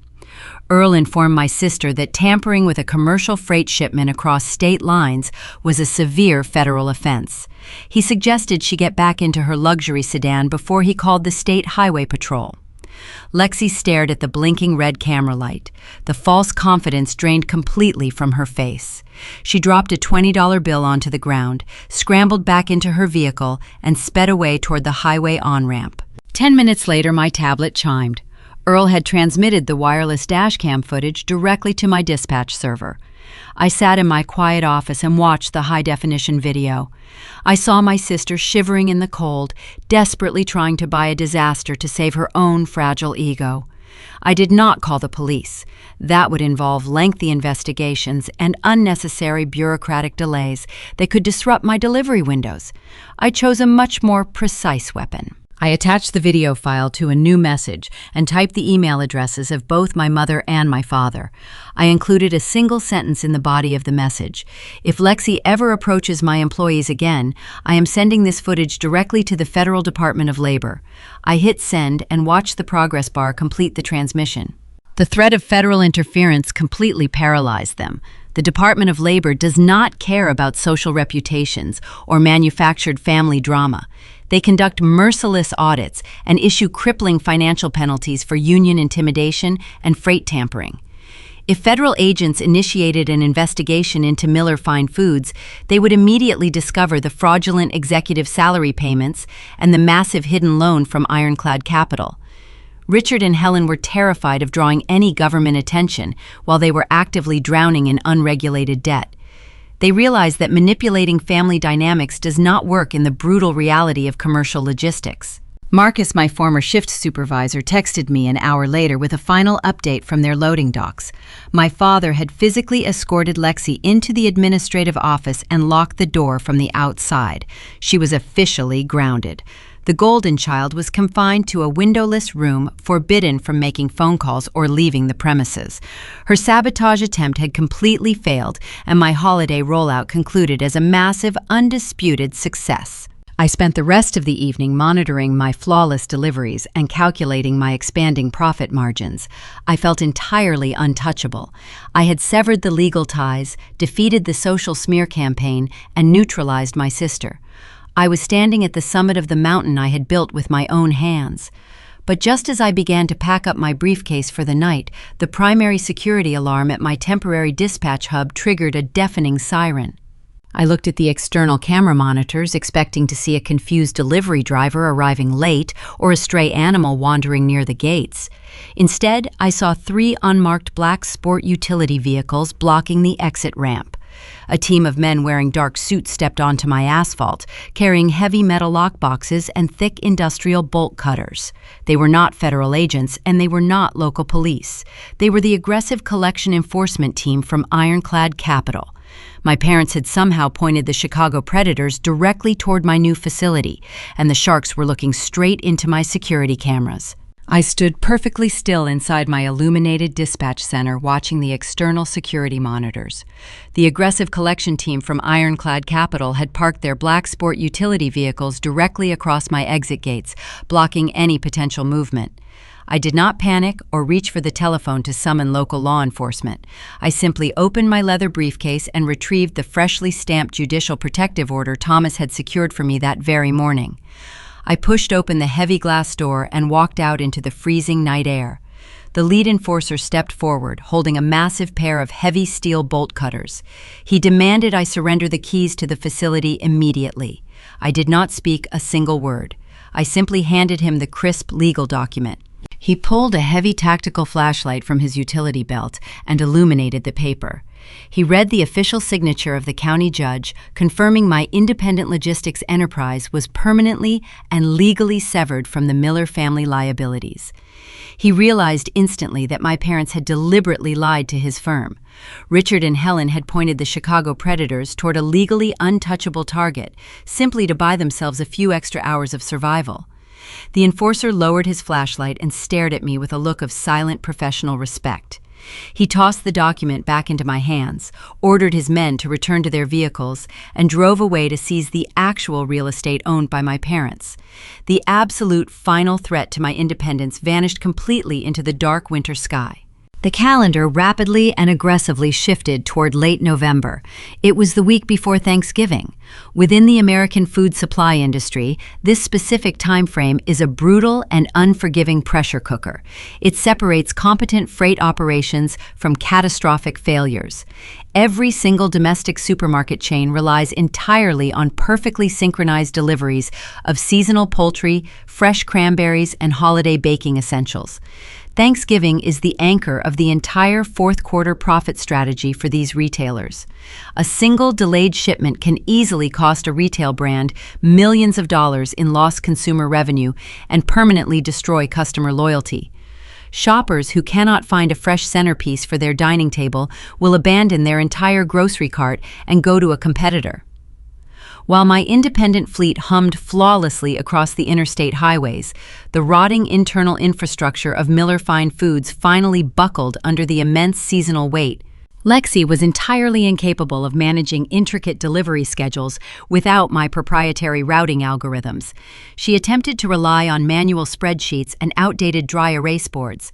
She completely lacked the fundamental spatial awareness required to balance refrigerated trailer temperatures against mandatory driver resting periods dictated by federal transportation law. Her profound incompetence manifested in a spectacular and irreversible catastrophe. She was tasked with routing 3 massive transport rigs filled entirely with premium organic heritage turkeys destined for Julian Sterling. These birds were strictly temperature-controlled, extremely expensive, and heavily pre-ordered by wealthy suburban families who expected absolute culinary perfection. Lexi made a critical mathematical error regarding the transit timeline. She scheduled the drivers to arrive at a primary distribution center that was officially closed for a scheduled long weekend maintenance upgrade. A seasoned logistics manager would have immediately recognized the mistake, absorbed the financial penalty, and rerouted the freight to a secondary cold storage facility. But my sister panicked. She was terrified of looking foolish in front of our father.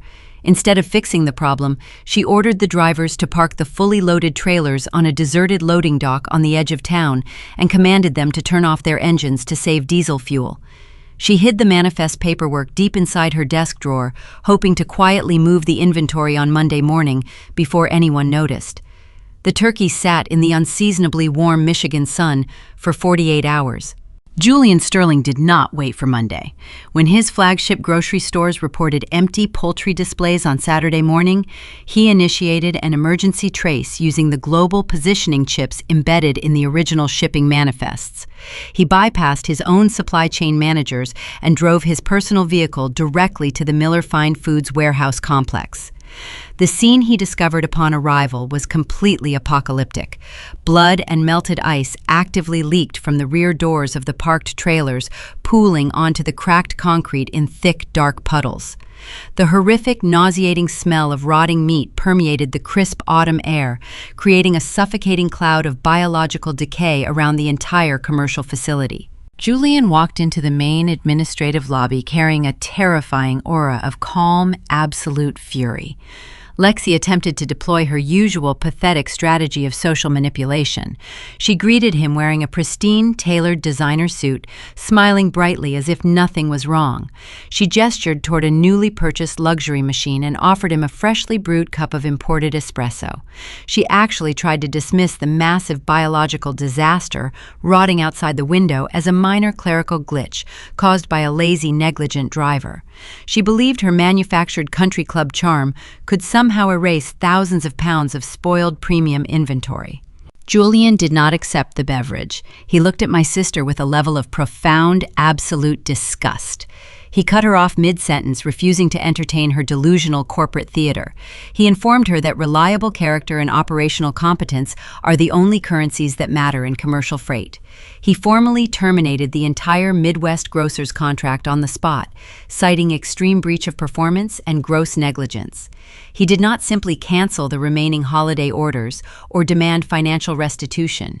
He announced he was permanently moving his entire massive corporate account to my new logistics company, effective immediately. He turned his back on her stunned face and walked out of the building forever. In a single devastating afternoon, Miller Fine Foods lost its absolute final major financial lifeline. The evaporation of the Sterling account was a fatal terminal wound. The veteran warehouse workers witnessed the entire chaotic confrontation from the adjacent hallway. They saw the rotting, ruined inventory outside and understood the grim reality of the situation. They knew the company payroll accounts were completely drained by the shark equity payments. Experienced forklift operators and seasoned loading dock managers silently began packing their personal belongings into cardboard boxes. They had dedicated years of their lives to building this enterprise, but their loyalty evaporated in the face of blatant executive incompetence. Marcus, my former shift supervisor, led the spontaneous exodus. He walked over to the main electrical panel and systematically shut down the massive conveyor belts. He dropped his heavy leather work gloves onto the concrete floor and walked out the front door without saying a single goodbye to management. Within 20 minutes, the entire labor force abandoned the property. They left their heavy machinery idling on the floor, refusing to perform free manual labor for a dying, fraudulent empire. The massive facility fell into a haunting, suffocating silence, broken only by the distant hum of failing refrigeration units. I sat in my pristine dispatch center miles away, watching my digital profit margins climb rapidly higher. My business was thriving, absorbing the massive influx of desperate abandoned clients. My cellular phone vibrated gently on the polished glass surface of my desk. The screen illuminated brightly, displaying a new text message from a personal number I had actively blocked on almost every other communication platform. It was my father.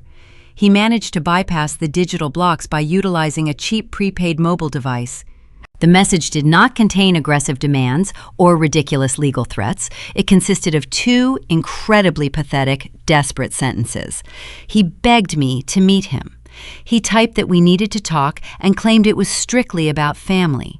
After spending months trying to destroy my reputation, steal my intellectual property, and leverage my personal assets to satisfy a predatory Chicago investment firm, he was finally attempting to use biology as a defensive shield. The towering, fragile house of cards had completely collapsed, crushing his golden child beneath the heavy rubble. And now he wanted his discarded daughter to rescue him from the wreckage. My finger hovered over the glowing screen, preparing to deliver the absolute final blow. I stared at the illuminated screen of my cellular device, reading the desperate text message sent by my father. After enduring months of vicious legal threats, deliberate character assassination, and relentless corporate sabotage, he suddenly wanted to weaponize the sacred concept of family. I did not delete the transmission immediately. Instead, I decided to grant my former employers exactly 15 minutes of my precious time. I explicitly chose a neutral location, completely insulated from their toxic, affluent social circles. It was a 24-hour roadside diner located on the desolate industrial edge of town. The establishment featured cracked red vinyl seating, flickering fluorescent overhead lighting, and the heavy, lingering aroma of cheap frying oil mixed with stale coffee. I arrived exactly on time, stepping out of my vehicle into the biting November wind.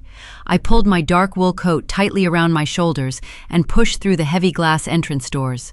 A tarnished brass bell chimed brightly above my head, announcing my arrival to the sparse, late-night crowd. I paused in the small tiled entryway, allowing my eyes to fully adjust to the harsh artificial glare of the restaurant. Richard and Helen were already seated inside a corner booth situated near the swinging kitchen doors. I studied my parents from a distance before making my physical presence known. The visible transformation was genuinely staggering. The prominent matriarch and patriarch of the Miller Empire had aged 10 years in the span of a few short weeks. The towering, unwavering arrogance that usually defined their posture had completely evaporated, leaving behind a hollow, fragile shell. My father wore a deeply wrinkled dress shirt, notably lacking his customary expensive silk tie. His shoulders slumped heavily forward under an invisible crushing weight, and his fingers trembled visibly as he gripped a thick ceramic mug. My mother lacked her immaculate country club grooming and precise cosmetic application. Her posture appeared incredibly rigid and frantic. She continuously scanned the greasy linoleum floor, looking exactly like a trapped animal cornered by invisible, dangerous predators.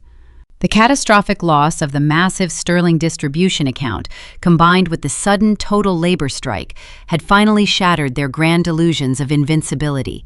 They were actively bleeding out on the commercial battlefield, and the Chicago equity sharks were aggressively circling the dark water. I navigated silently through the narrow aisles of empty tables and slid into the cold vinyl seat directly opposite them. I did not remove my heavy winter coat or offer any semblance of a warm, polite greeting. An exhausted waitress approached our table, holding a stained glass carafe, but I waved her away decisively, declining any warm beverages. I placed my bare hands flat onto the scratched formica surface and waited in absolute punishing silence. My father cleared his throat loudly, attempting to summon his former authoritative baritone voice. The resulting sound emerged thin, raspy, and entirely unconvincing. He immediately launched into a rambling, disorganized monologue regarding the unpredictable, volatile nature of commercial logistics and the highly unfortunate mistakes occasionally made by inexperienced junior managers. He deliberately avoided mentioning Lexi by name, steadfastly refusing to assign direct accountability to his favorite child. He spoke vaguely about seasonal supply chain disruptions and unexpected temporary cash flow shortages. I maintained strict, unbroken eye contact, refusing to offer any sympathetic nods or verbal validation to his pathetic string of lies. When the vague corporate excuses completely failed to provoke an emotional reaction from me, my mother abruptly commandeered the conversation. She leaned aggressively across the small table, attempting to project a synthetic aura of deep maternal warmth. She presented their ultimate desperate proposition. Helen formally offered me the grand title of Co-Chief Executive Officer of Miller Fine Foods. She spoke the fabricated title aloud as if she were bestowing a rare historical knighthood upon a lowly servant. She proposed that we officially combine our respective logistical resources. She demanded I immediately merge my pristine independent delivery contracts, my proprietary routing software, and my massive newly acquired liquid capital directly back into their rotting corporate framework. The sheer unfathomable audacity of her pitch was truly mesmerizing. She did not apologize for publicly terminating my employment, maliciously canceling my health insurance, or attempting to steal my intellectual property through a predatory lawyer. Instead, she actively framed this ridiculous financial merger as a highly generous act of parental forgiveness. She claimed they were willing to gracefully overlook my recent rebellious independence in order to bravely save the sacred family legacy. She wanted me to absorb their catastrophic hidden debt and rescue them from total bankruptcy, while simultaneously sharing executive power with the exact sister who ruined their entire empire.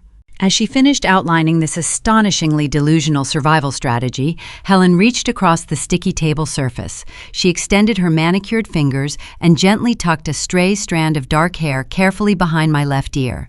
The pebble dropped directly into the center of my chest, sending a freezing, jagged ripple through my entire nervous system. It was a highly specific counterfeit gesture of affection. Over the past 3 decades, my mother only executed that exact physical movement when she required something deeply sacrificial from me. She tucked my hair behind my ear when she previously asked me to surrender my university savings to fund a vanity remodeling project for the estate kitchen. She performed the identical motion when she demanded I cancel my rare vacation days to cover a brutal holiday dispatch shift. The intimate physical contact was never rooted in genuine maternal care. It was a calculated psychological trigger specifically designed to extract maximum compliance from a gullible daughter. I looked closely at the trembling, exhausted hands of my father and the forced, unnatural smile plastered tightly across my mother's face. The absolute foundational truth of my entire existence finally crystallized under the harsh diner lights. Their love was entirely and permanently transactional. I was never a cherished human being in their eyes. I was merely an expandable biological utility. I was a living insurance policy bred specifically to absorb their failures and quietly subsidize their extravagant, comfortable lifestyles. They did not actually miss their estranged daughter. They simply missed the obedient, silent machine that reliably generated their wealth. The very last, lingering, microscopic shred of familial obligation I carried inside my heart completely dissolved into the greasy air of the restaurant. I felt incredibly dangerous and perfectly calm. I leaned forward, mirroring my mother's aggressive posture, but projecting a lethal, absolute coldness. I kept my vocal tone painfully quiet, forcing both of them to strain their ears to hear my final verdict. I informed them that the independent commercial enterprise I recently built was currently valued at a massive premium and operating with absolutely zero debt. I stated clearly that their dying company possessed zero leverage, zero active clients, and zero viable physical assets. I looked directly into my mother's widening eyes and systematically dismantled her entire fantasy. I told her I would never merge my pristine contracts with a radioactive corpse. I told them I absolutely refused to set myself on fire simply to keep Lexi warm for another winter. The honest, brutal words landed like physical, blunt force strikes against their pale faces. My mother gasped loudly, clutching her throat as if she were actively suffocating in the booth. The synthetic smile shattered, completely replaced by a dramatic mask of sheer terror. She burst into violent theatrical tears, sobbing loudly enough to attract the curious attention of the few truck drivers eating dinner at the front counter. She wailed incoherently about ungrateful, selfish children and the supposedly unbreakable sacred bonds of blood. My father simply stared blankly at the table, looking utterly destroyed and unable to formulate a single coherent logical argument. He understood the mathematics of their doom were permanently irreversible. I did not attempt to soothe her manufactured public hysterics. I reached into my leather purse and extracted a crisp $50 bill. I placed the currency deliberately onto the table, generously covering the minor cost of their untouched coffees and leaving a massive tip for the exhausted waitress. I slid out of the vinyl booth and stood up, adjusting the thick collar of my winter coat. I did not offer a final dramatic speech or look back at the weeping woman and the broken, silent man. I simply turned and walked confidently toward the exit, pushing the heavy glass doors open with ease. I stepped back out into the freezing Michigan night, breathing the sharp, icy air deep into my lungs. The darkness felt incredibly liberating and pure. I crossed the cracked asphalt parking lot, heading directly toward my secure, warm vehicle, ready to completely leave my past behind. But as I unlocked the driver's side door, my encrypted digital tablet illuminated brightly on the passenger seat. The notification banner displayed an urgent automated alert originating from the Federal Banking Commission. While my parents were intentionally distracting me with fake tears and ridiculous merger proposals Lexi had secretly executed, a devastating, final, desperate maneuver. She utilized a stolen administrative credential salvaged from my old accounting files, attempting to fraudulently wire a massive sum of money from my pristine new corporate accounts directly to the Chicago equity sharks. The unauthorized transaction was automatically flagged and instantly frozen by the bank algorithms. However, the sheer massive velocity of the attempted wire transfer triggered a mandatory immediate lock on every single financial asset bearing my personal identification number. The desperate cornered rats had just forcefully dragged my flawless independent empire into the volatile center of a massive federal fraud investigation. I sat inside the freezing cabin of my vehicle, staring at the glowing notification on my encrypted tablet. The Federal Banking Commission possessed the unquestionable authority to paralyze any commercial enterprise instantly.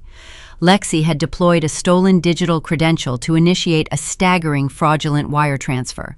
She attempted to drain my newly acquired liquid capital and send the funds directly to the Chicago equity sharks. Because the requested sum triggered internal security algorithms, the bank enacted a mandatory total freeze on my entire financial portfolio.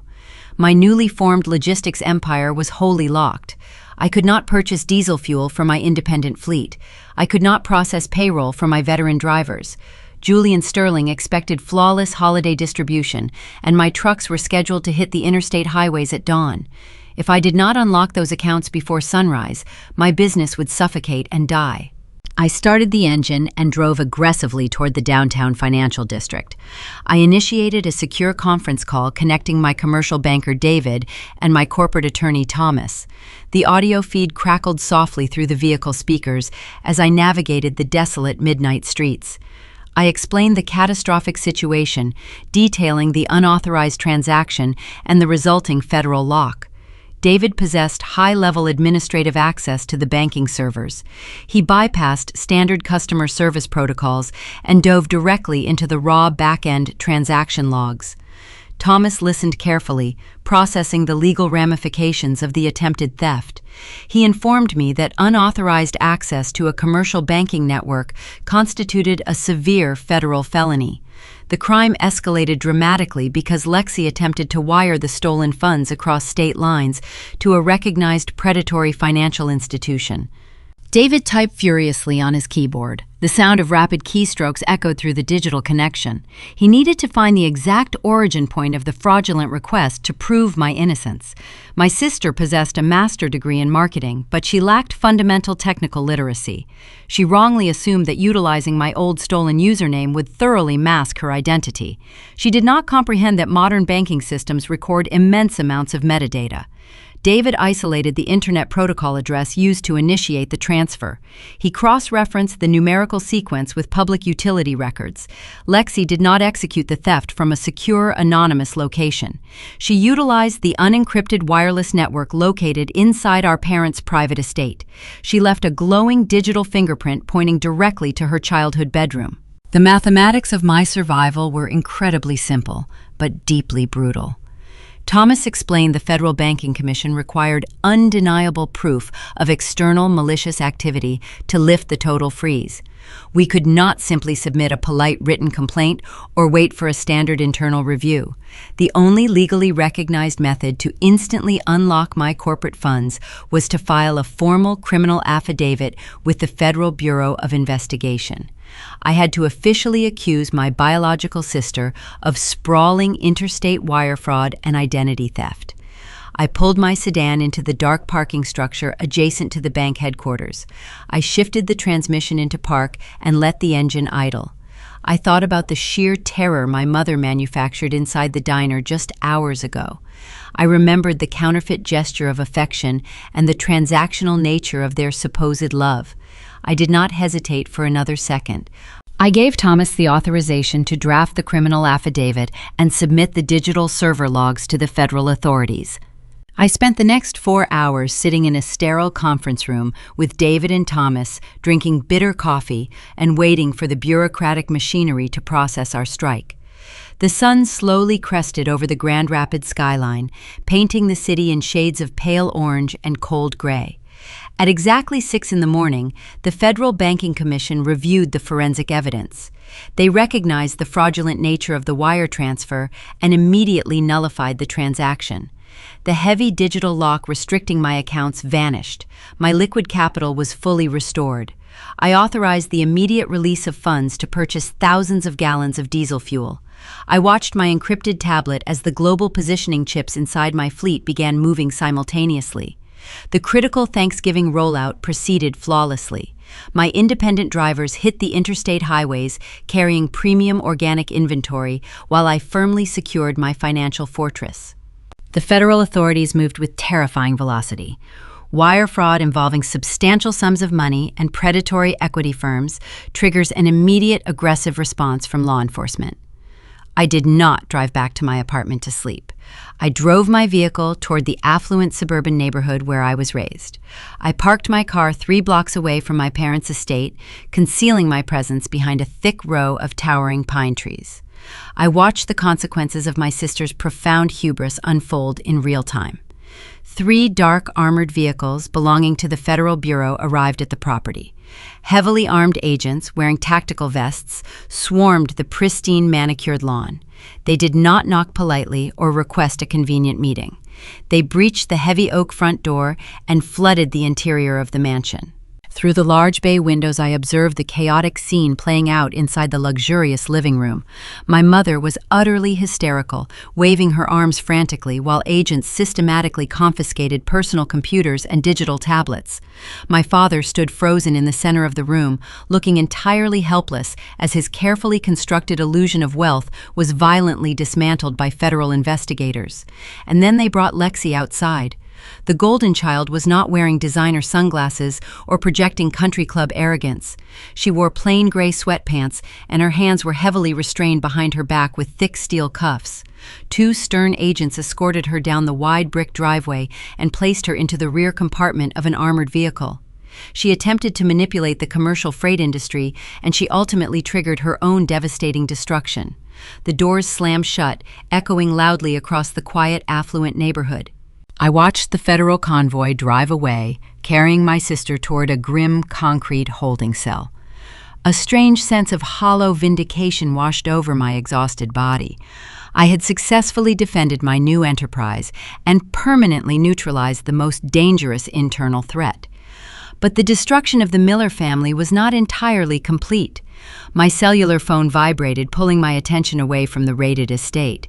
The caller identification displayed the private Chicago number belonging to Ironclad Capital.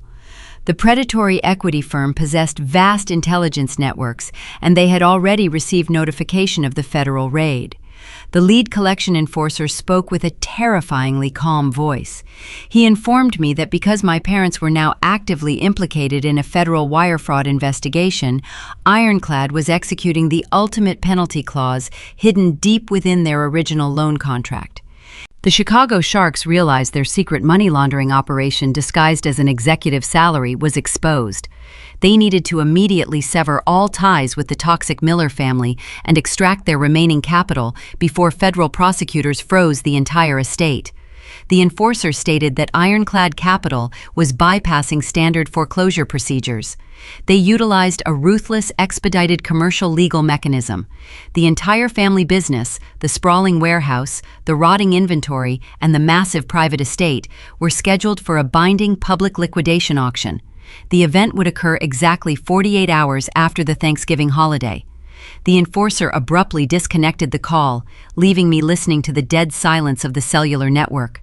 My parents had sacrificed everything to protect their favorite daughter, and now they had lost both her and their entire empire. I started my engine and drove away from the empty house, realizing I possessed the exact amount of liquid capital required to purchase the very ground they stood upon. Exactly 30 days evaporated since the bitter encounter inside the greasy roadside diner. A fierce cold front descended upon the region, coating the city in thick sheets of gray ice. While the physical landscape froze completely solid, my independent logistics operation caught absolute fire. We absorbed the massive holiday distribution volumes with lethal precision. My drivers executed their routes flawlessly, and my proprietary algorithms maximized profit margins beyond my most optimistic projections. The contrast between my soaring success and the deafening silence radiating from the Miller estate was incredibly stark. In the realm of commercial finance, there is a strict mathematical rhythm to destruction. Predatory investment groups do not operate on emotion or seasonal sentiment. They operate on rigid contractual deadlines. When the 30 days of grace following their initial default expired, the Chicago firm executed their most devastating legal maneuver. A process server, wearing a heavy winter coat, arrived at the main administrative building holding a thick stack of certified documents.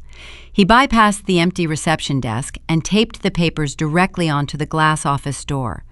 It was the official notice of foreclosure. Ironclad Capital formally initiated the total physical seizure of the property.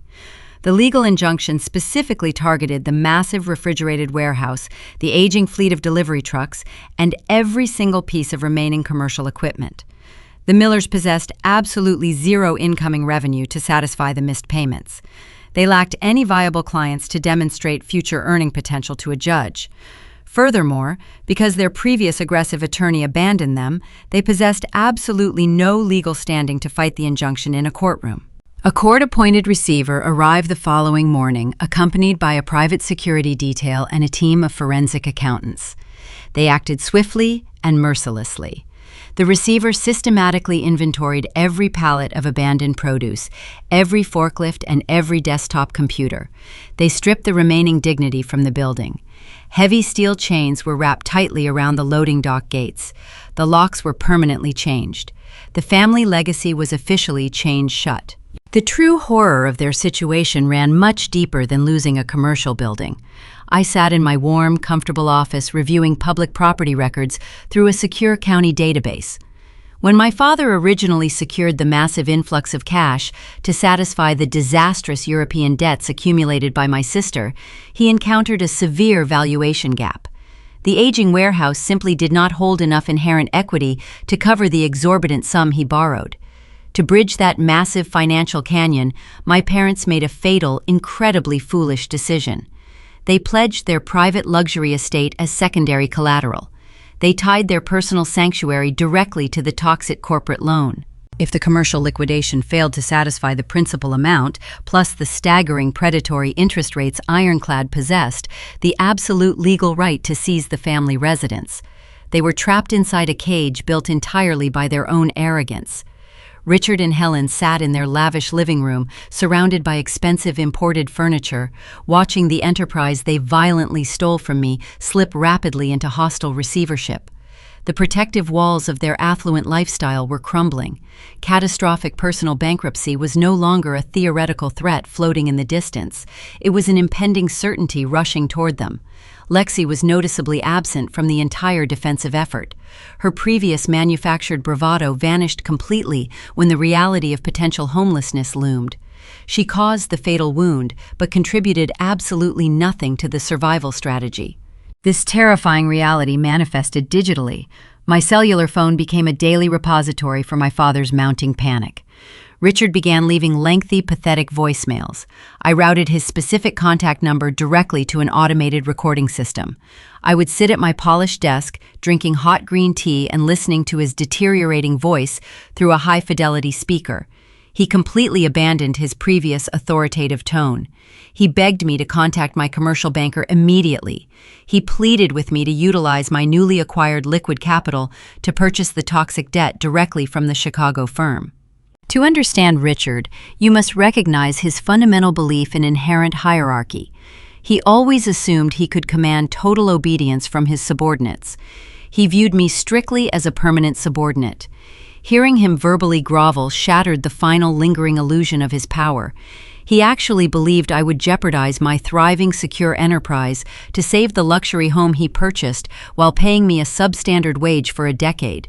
He attempted to frame the desperate request as an exclusive investment opportunity, promising to pay me back with interest once the market stabilized. It was a spectacular display of profound financial delusion. He possessed zero leverage and zero credibility, yet he still tried to negotiate from a position of imagined strength. I let every single message echo into the silent room. I refused to press the callback button. I was never going to execute a miraculous 11th-hour bailout. I spent 10 years sacrificing my physical health and mental sanity to maintain their comfortable existence. My charity was permanently exhausted. I felt a profound, icy calm settling over my conscience. I intended to let the brutal legal process consume them entirely. Instead of rescuing my betrayers, I instructed my attorney Thomas to actively monitor the foreclosure proceedings. Ironclad had absolutely no interest in managing an agricultural distribution hub in Michigan. They were a financial institution seeking fast, liquid returns. The inevitable outcome of this receivership was a massive public liquidation auction. I planned to attend that specific event in person. I wanted to stand on the auction floor and purchase the remaining valuable logistical assets at a fraction of their actual worth. I would buy the literal bones of the family empire, utilizing the exact wealth they tried to steal from me. I wanted to watch the gavel fall and legally finalize my absolute victory. I was going to absorb their territory and expand my own dominion. The narrative tension completely shifted. The core question was no longer whether the Miller family would survive the winter. Their destruction was absolute and irreversible. The new central conflict revolved around exactly how public and humiliating their ultimate downfall would become. As Thomas forwarded the official auction date to my digital calendar, a highly dangerous variable suddenly emerged.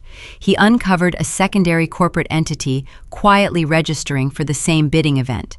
This rival bidder was not a local competitor or a random real estate investor looking for a quick profit. The holding company traced directly back to Julian Sterling.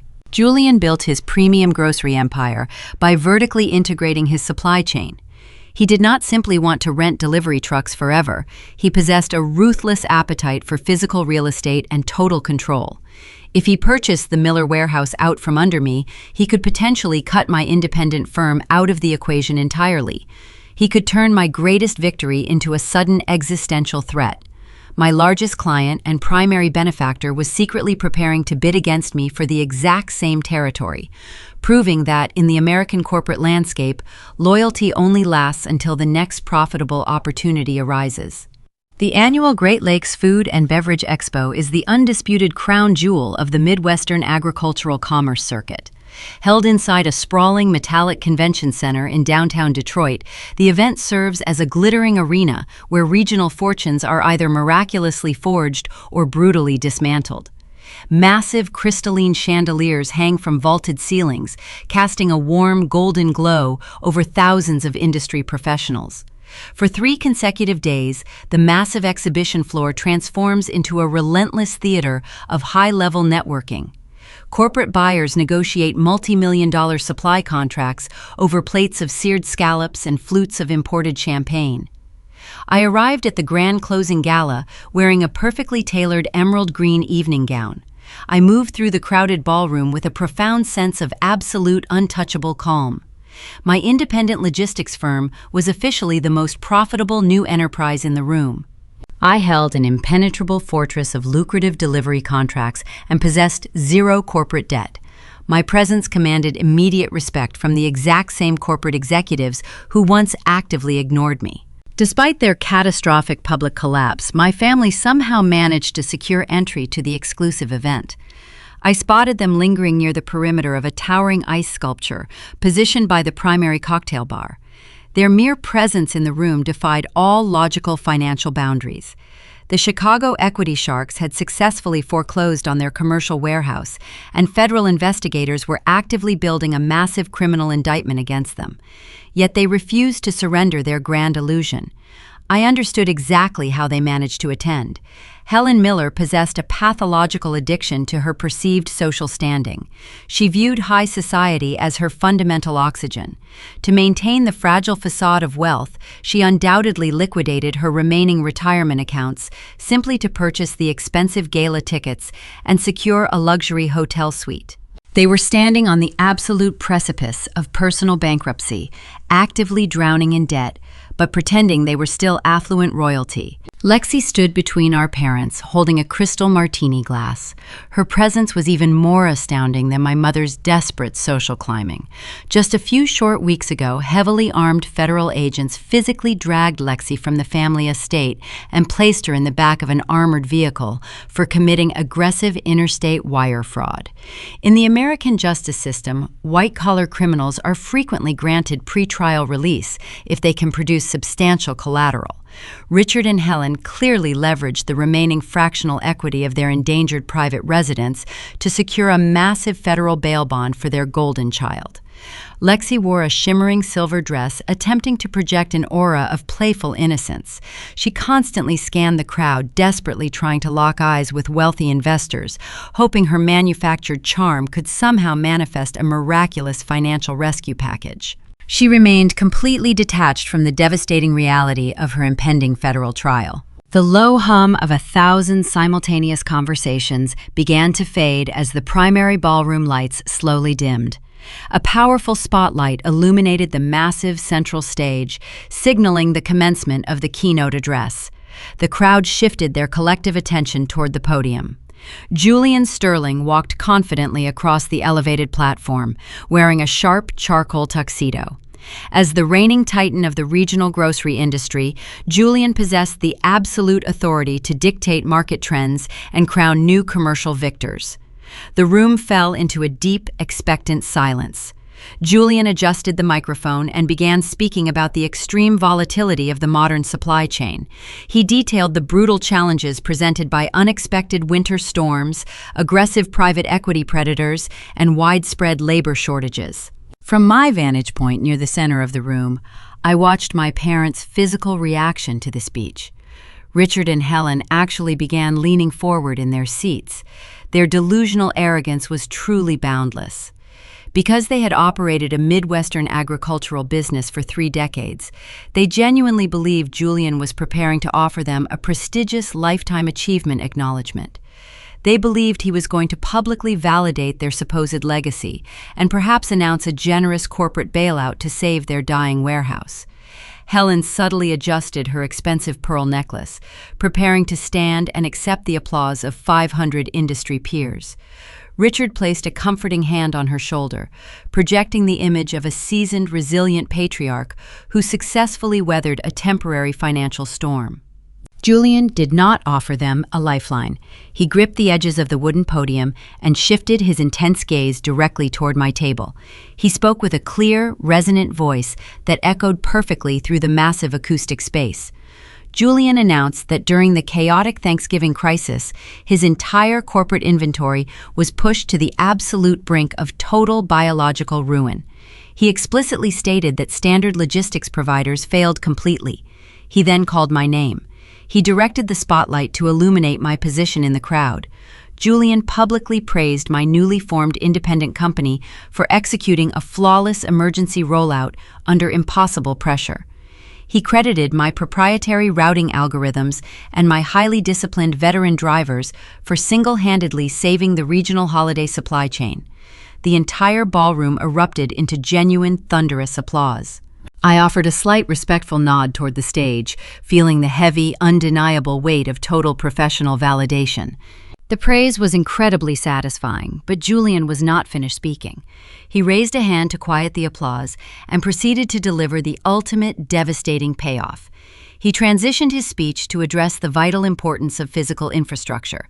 Julian confirmed the rumors circulating throughout the convention center. He officially announced that Sterling Grocers had successfully purchased the sprawling Miller Fine Foods warehouse directly from the Chicago equity firm during the closed-door liquidation auction. The tension I felt earlier regarding his aggressive bidding completely vanished. Julian revealed his true strategic masterpiece. He did not buy the property to expand his own vertical integration or to crush my independent firm. He purchased the massive commercial asset specifically to lease it back exclusively to me. Julian recognized that my operational competence was infinitely more valuable than his desire to manage a real estate portfolio. He weaponized his immense corporate capital to permanently shield my operation from outside interference.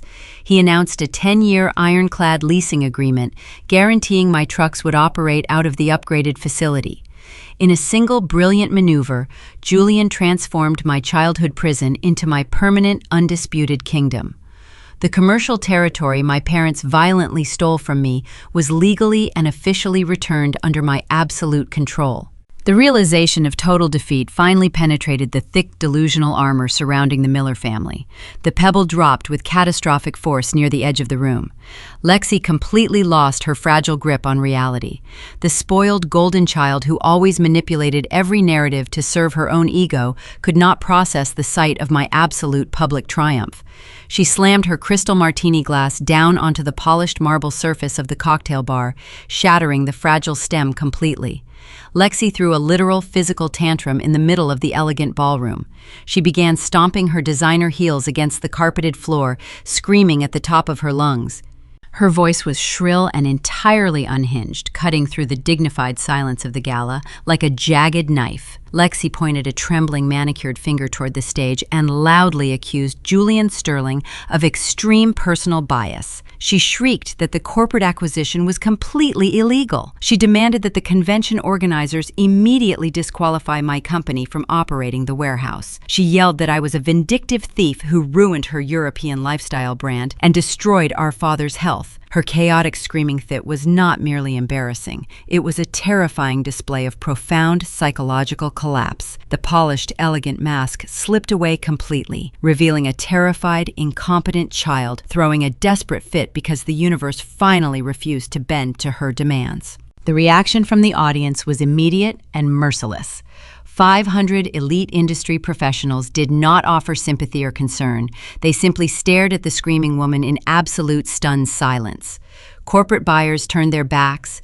Rival logistics managers shook their heads in profound disgust. Helen reached out, desperately trying to grab my sister's arm and silence the horrific display, but Lexi violently shoved our mother away.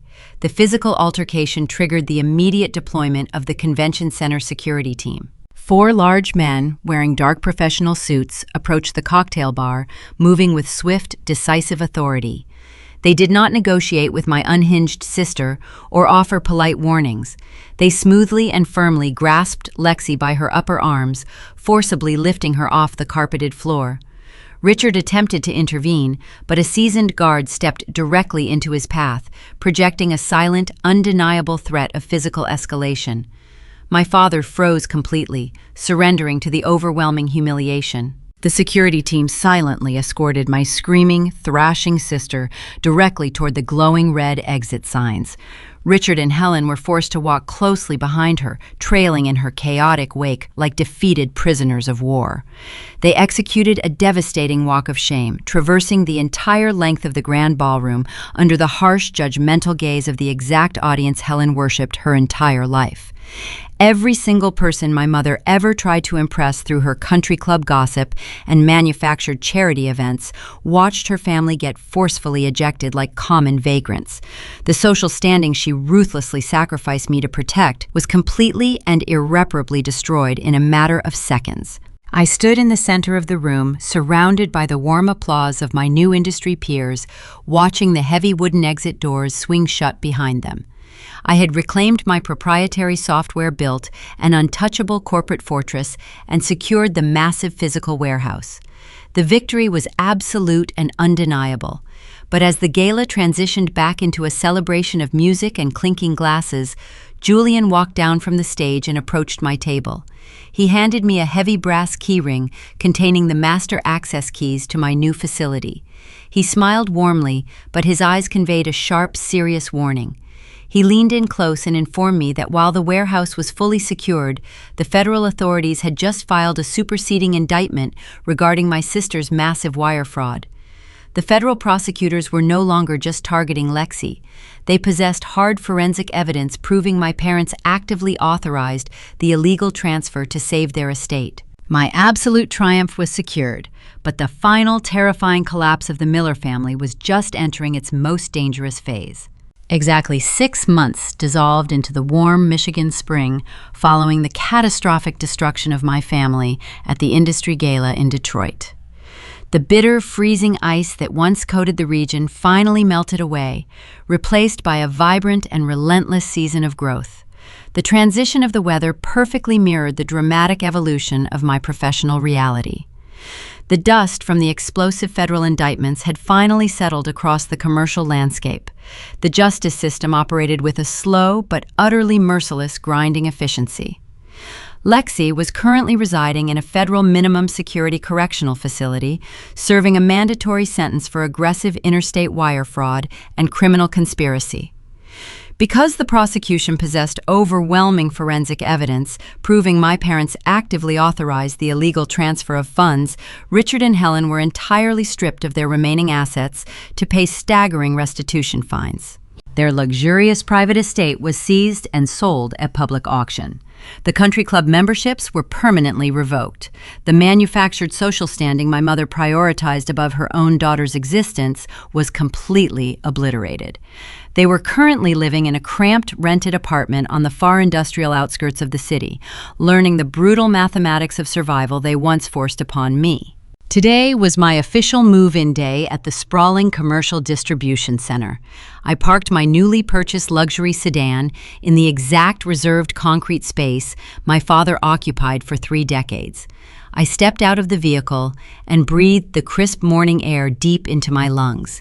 The atmosphere did not smell of rotting premium inventory or toxic diesel fumes.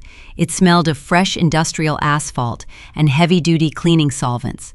I stood perfectly still in the center of the massive parking lot, watching a team of private contractors operate a towering yellow crane. The heavy machinery was positioned directly in front of the main administrative building. Two workers wearing bright reflective safety vests and thick leather gloves were systematically unbolting the massive rusted letters that spelled Miller Family Fine Foods from the exterior brick facade.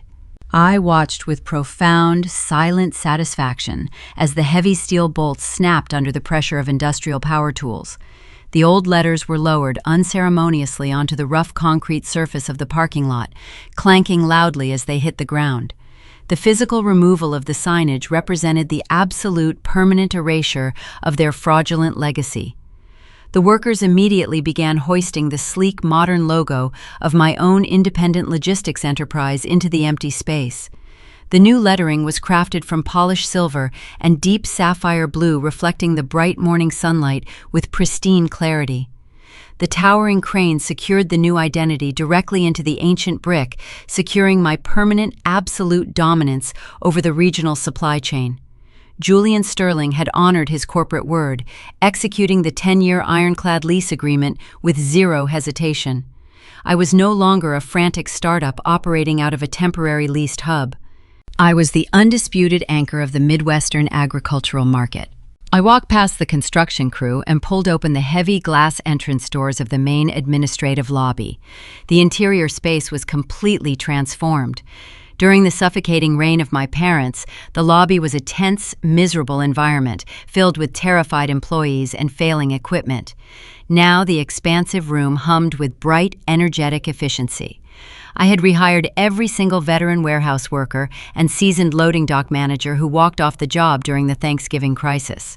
I reinstated their comprehensive health insurance benefits, increased their hourly wages, and provided strict union protections. Earl, the massive veteran driver, who successfully recorded my sister's pathetic bribery attempt, nodded respectfully as I passed the dispatch counter. Marcus, my former shift supervisor, was actively coordinating a fleet of 50 refrigerated trucks using a massive glowing digital map powered entirely by my proprietary routing algorithms. The entire facility operated like a flawless, perfectly oiled machine. I navigated the familiar hallways and walked directly toward the executive wing. I approached the heavy wooden door of my old office. This was the exact room where I was publicly fired and humiliated in front of 60 employees simply to manufacture a fraudulent executive salary for my incompetent sister. I pushed the door open and stepped across the threshold. I did not enter the room as an unappreciated discarded daughter or a biological automated teller machine. I walked into the space as the sole legal proprietor of a massive commercial empire. The room was bathed in bright natural light streaming through the large bay windows overlooking the active loading docks below. The space was completely empty, waiting for my specific instructions to be furnished. As I stood in the center of the quiet room evaluating the pristine hardwood floors, my cellular phone vibrated softly inside the pocket of my tailored blazer. I pulled the device out and looked at the glowing screen. A single text message illuminated the glass display. The communication originated from a cheap, prepaid mobile number I had not yet blocked. I opened the notification and read the words sent by my mother. The message was incredibly brief, but it carried the concentrated weight of a profound psychological illness. Helen wrote that they were willing to forgive me for everything that happened if I simply invited them to the official grand opening ceremony today. She concluded the text message with the phrase, "Family is forever." I stared at the glowing digital text, feeling a strange sense of scientific fascination. Even after losing her luxury estate, her commercial empire, her social standing, and her golden child to a federal prison, my mother still fundamentally believed she was the innocent victim of this narrative. Her delusion was an impenetrable armor. She actually believed she possessed the moral authority to offer me forgiveness. She believed that her mere presence at my corporate event was a valuable prize she could dangle in front front of me to secure a VIP invitation. She wanted to stand in my lobby, drink expensive champagne, and pretend she was somehow responsible for my towering success. She wanted to absorb my victory and project the illusion of a happy, prosperous family to anyone who would listen. The old version of May Miller, the exhausted daughter sleeping on a canvas cot in the freezing dispatch office, might have reacted with explosive emotional violence. She might have typed a furious, massive paragraph detailing every single betrayal, every stolen dollar, and every vicious lie. She might have screamed into the telephone demanding an apology that would never materialize. But that version of me died completely inside the greasy roadside diner 6 months ago. I realized in this exact moment that engaging with a toxic delusion only feeds its power. Explaining reality to someone entirely committed to misunderstanding you is a catastrophic waste of executive energy. I did not type a furious paragraph. I did not attempt to justify my position or demand accountability. I did not even bother to utilize the digital blocking feature. I simply pressed my thumb against the smooth glass screen, swiped left, and permanently deleted the message. I watched the text vanish into the digital void, leaving the conversation thread entirely blank. I left her desperate manipulative words completely unanswered forever. The silence I offered her was not a defensive retreat. It was an aggressive, absolute victory. I finally understood that some shattered bridges are simply not meant to be rebuilt. Some biological connections are inherently radioactive, and the only intelligent survival strategy is permanent total quarantine. I slid the cellular phone back into my pocket and turned my attention toward the corner of the office. Resting against the freshly painted wall was a single piece of furniture remaining from the previous regime. It was the ridiculously expensive imported ergonomic chair Lexi demanded on my absolute last day of employment. The chair was a perfect physical metaphor for my sister's entire existence. It was incredibly costly, visually striking, and fundamentally useless. Upon closer inspection, the mesh fabric was permanently stained with spilled coffee and smeared cosmetics. The complex adjustment levers were snapped and broken due to absolute sheer carelessness. My parents spent thousands of company dollars to ensure her absolute physical comfort, while I was actively drowning in their logistical failures. I walked over to the ruined piece of furniture and grabbed the heavy plastic backrest. I did not summon a janitor or ask Marcus to handle the disposal. I wanted to execute this specific task with my own 2 hands. I pushed the stained chair out of the executive office and rolled it down the long hallway. The broken wheels squeaked a pathetic rhythmic protest against the hardwood floors. I navigated the chair through the bustling administrative wing past the quiet dispatch counter and directly out the heavy steel doors leading to the exterior loading docks. The warm spring air hit my face as I rolled the chair toward the edge of the elevated concrete platform. Positioned directly below the dock was a massive, rusted industrial dumpster waiting to be hauled away to the county landfill. I gripped the sides of the expensive ruined chair, feeling the rough, broken plastic against my palms. I hoisted the heavy frame into the air and launched it directly over the edge of the concrete platform. The chair plummeted downward, crashing violently into the bottom of the empty steel dumpster. The loud, metallic echo rang out across the parking lot, a beautiful final note to a chaotic symphony. The physical purge was complete. The cycle of extraction and abuse was permanently broken. I turned my back on the dumpster and walked confidently inside the massive humming distribution center. I returned to my pristine executive office, where a delivery team had just finished assembling a sleek brand new leather chair behind a massive polished mahogany desk. The furniture was simple, elegant, and purchased entirely with my own legitimate capital. I walked around the heavy wooden desk and sat down. The new chair provided perfect firm support. I reached out and opened a thick logistical file containing the finalized expansion plans for the upcoming summer harvest. I pulled a premium metal pen from my blazer pocket, smoothed the crisp white paper flat against the wood, and got to work. The sound of a shattered ergonomic chair echoing against the bottom of a steel dumpster is not just the end of a corporate feud, it is the heavy, final punctuation mark on a decades-long failure of parenting. When we look at the wreckage of the Miller family, it is easy to focus on the stolen intellectual property, the frozen bank accounts, and the predatory Chicago equity sharks. But the true tragedy does not live in the ledgers or the foreclosure notices. It lives in the fundamental betrayal of the parent-child contract. The collapse of the Miller empire was never a business failure. It was a profound, catastrophic failure of family values, emotional awareness, and long-term parental guidance. In traditional American culture, the family structure is often viewed as the ultimate sanctuary, a safe harbor where children are nurtured, taught accountability, and prepared for the brutal realities of the outside world. We believe in fairness, we celebrate hard work, we tell our children that character is the ultimate currency. Yet Richard and Helen Miller built a towering house of cards by actively violating every single one of these sacred principles. They did not raise two daughters, they cultivated a parasite and a pack mule, and in doing so, they engineered their own spectacular destruction. Let us examine the toxic architecture of favoritism, beginning with the golden child. Lexi was not born a corporate saboteur or a federal criminal. She was molded into one by parents who fundamentally misunderstood the concept of love. In their desperate attempt to shield their favorite daughter from discomfort, Richard and Helen completely paralyzed her. They confused indulgence with affection. Whenever Lexi stumbled from her disastrous European lifestyle brand to her staggering overseas debts, her parents rushed in with checkbooks and fraudulent executive titles to soften the blow. They robbed her of the most vital developmental experience a human being can have, the natural consequence of failure.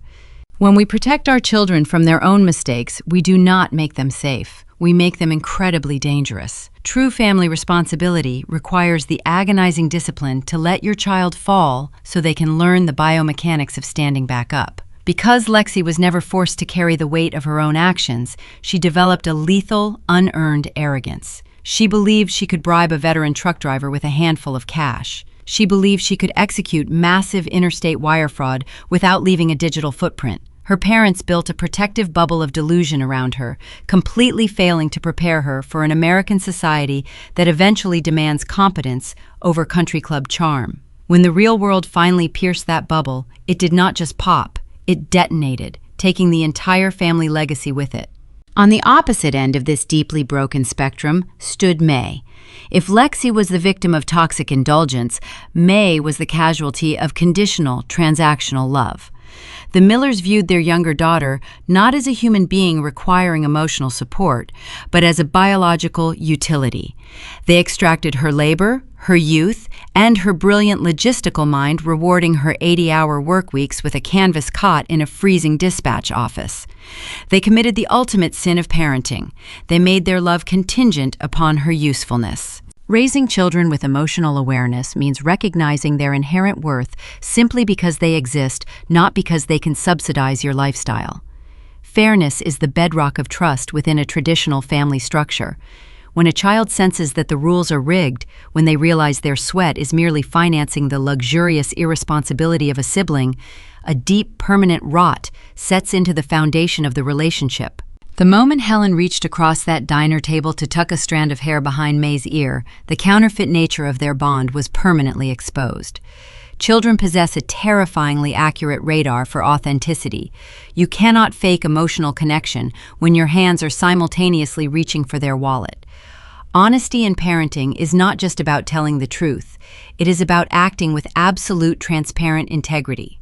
The Millers' downfall forces us to hold a harsh mirror up to our own family dynamics. Are we raising resilient adults, or are we enabling future disasters? Are we distributing our love equitably, or are we quietly assigning our children rigid, suffocating roles? The long-term guidance of a child requires an immense amount of moral courage. It requires the strength to say no to the golden child and the grace to say thank you to the capable one. If Richard and Helen had possessed an ounce of this emotional awareness, they would be sitting in a thriving generational warehouse today, rather than a cramped rented apartment on the industrial outskirts of town. Instead, they are left with the cold ashes of their legacy, wondering how it all burned down, utterly blind to the fact that they handed their children the matches. It is a cautionary tale about the irreversible damage caused when we prioritize social standing and favoritism over genuine connection. If this deep dive into the psychology of family betrayal and ultimate corporate triumph resonated with you, there are countless more stories to explore. to uncover more thrilling narratives of justice, emotional vindication, and the complex dynamics of human relationships.